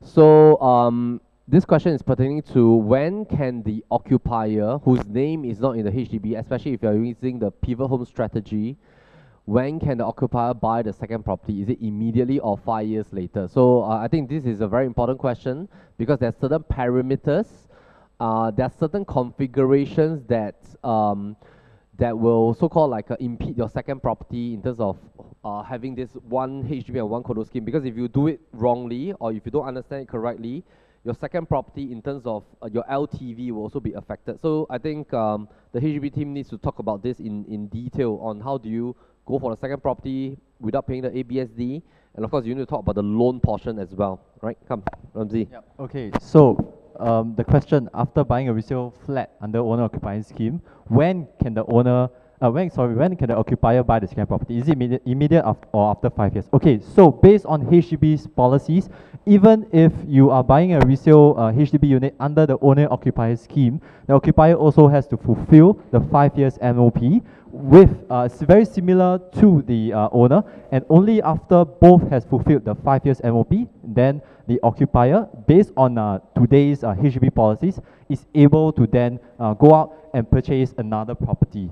All right, and the other property would have to be a resale private property. All right. Now, I think what Melvin mentioned earlier just now is also important to take note, which is when, let's say, you are exploring the owner-occupier scheme, exactly what do you need to prepare or what do you need to take note of? I think this is something that we definitely have to think through, even way before you decide to go under this scheme. Because first and foremost, which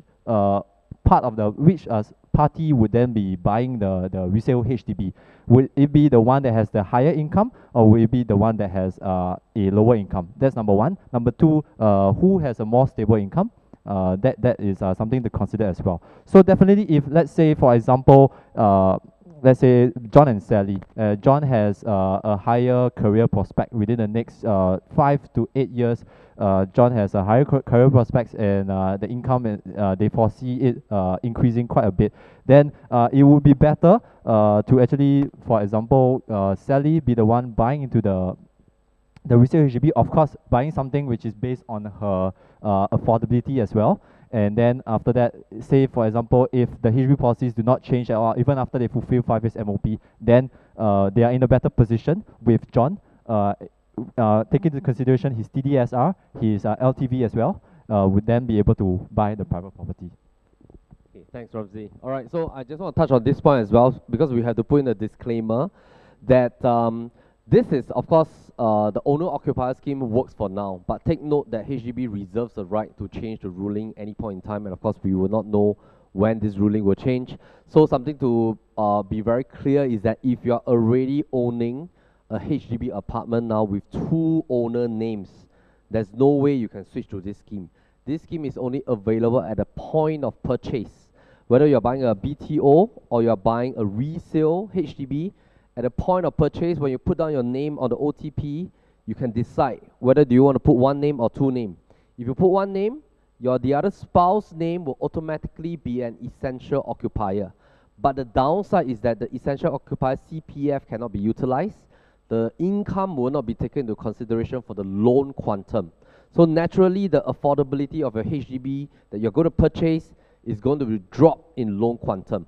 So that is the downside. The upside is that 5 years later, the occupier can come out and buy a brand new condo or can buy a resale condo, and they can go all the way up to the max LTV of 75%, and there's no ABSD because they are not considered to have owned any property at all. Now this is what we call the owner-occupier scheme. But once again, if your names are already inside the HDB, you cannot revert back to this scheme. The only way for you to do that, to own a condo, if you have 2 names in the HDB, is that you have to bite the bullet and pay ABSD. So that's the only way. If not, you sell your HDB and then you restart. You go for 1 condo or 2 condos. So of course that's another topic altogether. So let's talk about the other question. So I want to direct this to Junwei. So which question should we look at? Okay, wait. Okay, let's scroll up a little bit. Scroll a little bit.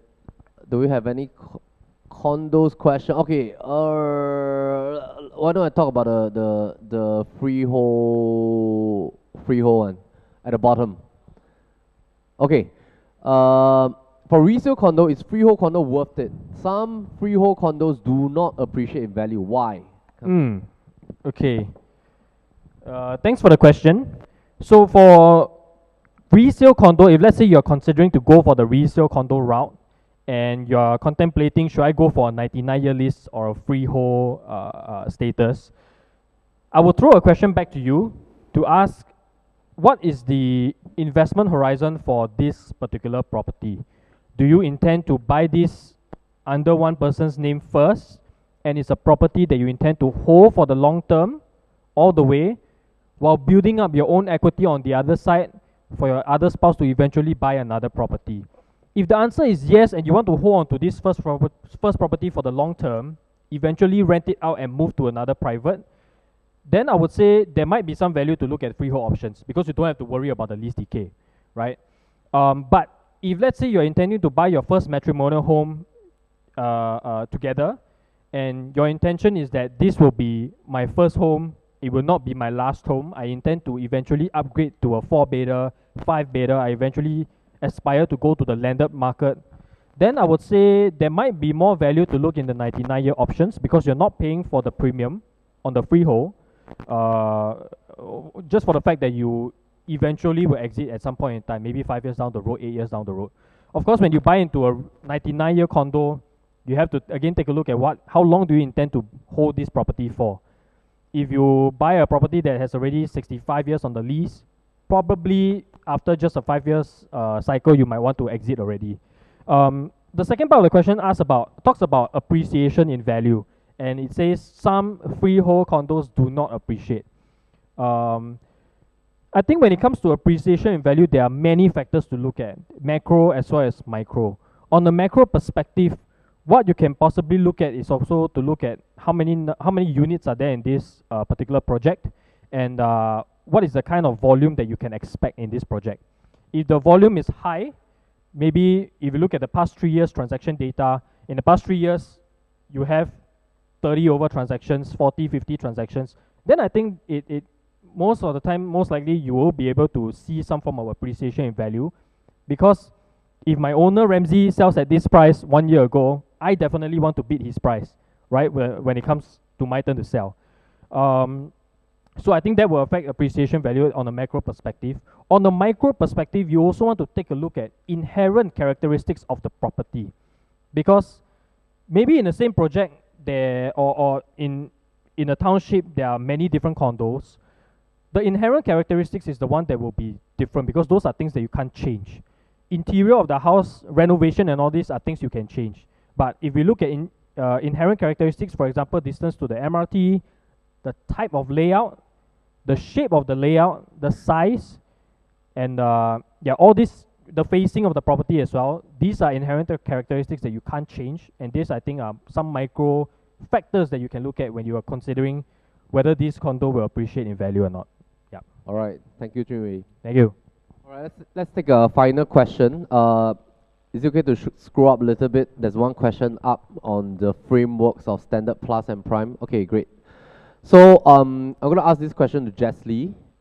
So how does the new framework of Standard Plus Prime BTOs affect the HDB resale market, and does it make resale condo a better option? Okay, so the Standard Plus Prime, I think ultimately is the horizon of like how long they need to hold. Maximum, is it 15 years? 10 years is the maximum. Standard is just standard like the usual Pongo or this in the OCR region. Then let's talk about the maximum, which is 10 years. I think a lot of people are forgetting the fact that once you have the BTO, right, it's the date don't start from the date of collection. It starts from when you book the unit. And you book the unit on the launch. And then after that, maybe 1 year later, they start the foundation. And depending on which particular prime area you're at, just FYI, Dawson took about 7 to 8 years to build. That's like 40 over level. But if let's say you bought something at Wubi, right, there's a restriction on the airbase because the aeroplanes are flying here, it took about maybe 3 to 4 years.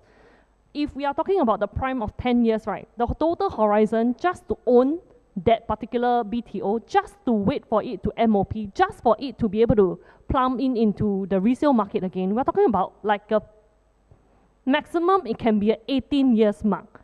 If let's say this particular, let's say it's at Bayshore and it's very high, and for some reason they need to build the entire township and it takes about 6 years, then you're looking about 16 years before this goes into the resale market again.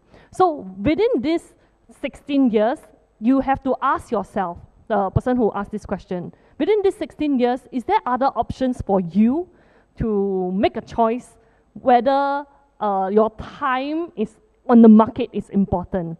Because if let's say today you enjoy the sea breeze, you want to stay there for good, then we don't need to talk about it. But if let's say you want to invest in a resale condo, for some reason, after buying the BTO, you seriously need to go and time the horizon. Because if let's say you only get the BTO by the age of 32, when you can sell it, right, it's plus 18. 32 plus 18. How old is that? 50. Huh? Really 50? 50. Okay, we don't talk about the quantum of the condo because we have already addressed that. Just talk about how you're going to get the loan from bankers. Because max tenure is only 65. Which means whatever condo you're going to buy, right, you only have 15 years to loan. I think that is the more stressing part. We're not talking about numbers, we're talking about time. All right, thank you very much. Very interesting segment. I think all the presenters did well. Give them a round of applause, please. Thank you very much for answering some of the questions. I also want to thank our audiences for writing in your questions. And this is the time for us to come up with the poll. So do take the next couple of minutes to put in your decision on which do you think should be the right choice for John and Sally. And of course, this also depends on whether do you think which team has performed well. And I think let's just set the context. Initially, when we first started the live debate, we invited our audiences to put in your own personal preference, like your own personal perspectives on whether should John and Sally go for a resale condo or resale HDB. But now as you put in your vote, I would like to invite you to consider, based on the debate itself, based on the points being brought up by the HDB team versus the condo team, which do you think, which team has done well to convince John and Sally? So based on their factors, based on the things that they brought up, based on their rebuttal, which team has done well to convince John and Sally whether to go for HDB or condo in the resale market? So let's take the next couple of minutes. In the meantime, of course, I want to invite you to join some of our so-called like brand new channels that we have. We have our PLB Insights channel, which talks about new launches. We also have our main YouTube channel on Property Lim Brothers. That's where we put in our home tours on a daily basis. And of course, if you want to join our NOTG channel, We also have our PLB NOTG channel as well. Next up is that we have just also recently launched our Telegram group for our NOTG community. So if you want to join that, head in, chat with our community. We answer questions on a consistent basis as much as we can. But of course, our audiences inside, they are very proactive. They'll help each other to answer their questions about real estate. And I think we are building a community. I think it's close to about 1,000 people already inside our NOTG community. And I hope that you have already taken time to key in your decision. Cephas and Anthony, are our audience poll ready to showcase, or we need a little bit more time? Okay, we still need a little bit more time. All right. So if this is your first time joining us, do head on to our propertylimbrothers.com website. We have the webinars tab there. On this tab, you will be notified of the next upcoming webinars. Of course, if you join in our email subscriber list, which is at the footer of our propertylimbrothers.com webpage, you'll also be notified of our monthly newsletter. We'll keep you in touch of the upcoming articles that we have, brand new homes that we have listed for our home sellers, and most importantly, the upcoming events and webinars for 2024. So, meantime, put in your vote. I hope that you have taken in your vote already for consideration. Are we ready? Still moving. Okay, very rapidly. Okay, fantastic, fantastic. Okay, great. Also, I'd like to invite the team to help me tabulate all these questions so that I can also take some questions to answer in our NOTG episode as well. So usually our live debates will be having a repeat telecast on our NOTG YouTube platform. So we're going to recast this right there. So if your friends have missed this episode, do share the link with them once this gets released on our NOTG YouTube channel. The results are ready? Okay, awesome. Let's flash the results. Come, drum roll, please. Flash the results. All right. So which team will win? Is it Ramsey and Yen Yen that is representing the Resale HDB, or is it Chinwei and Jeslie Resale Condo? Let's have a look at the poll results.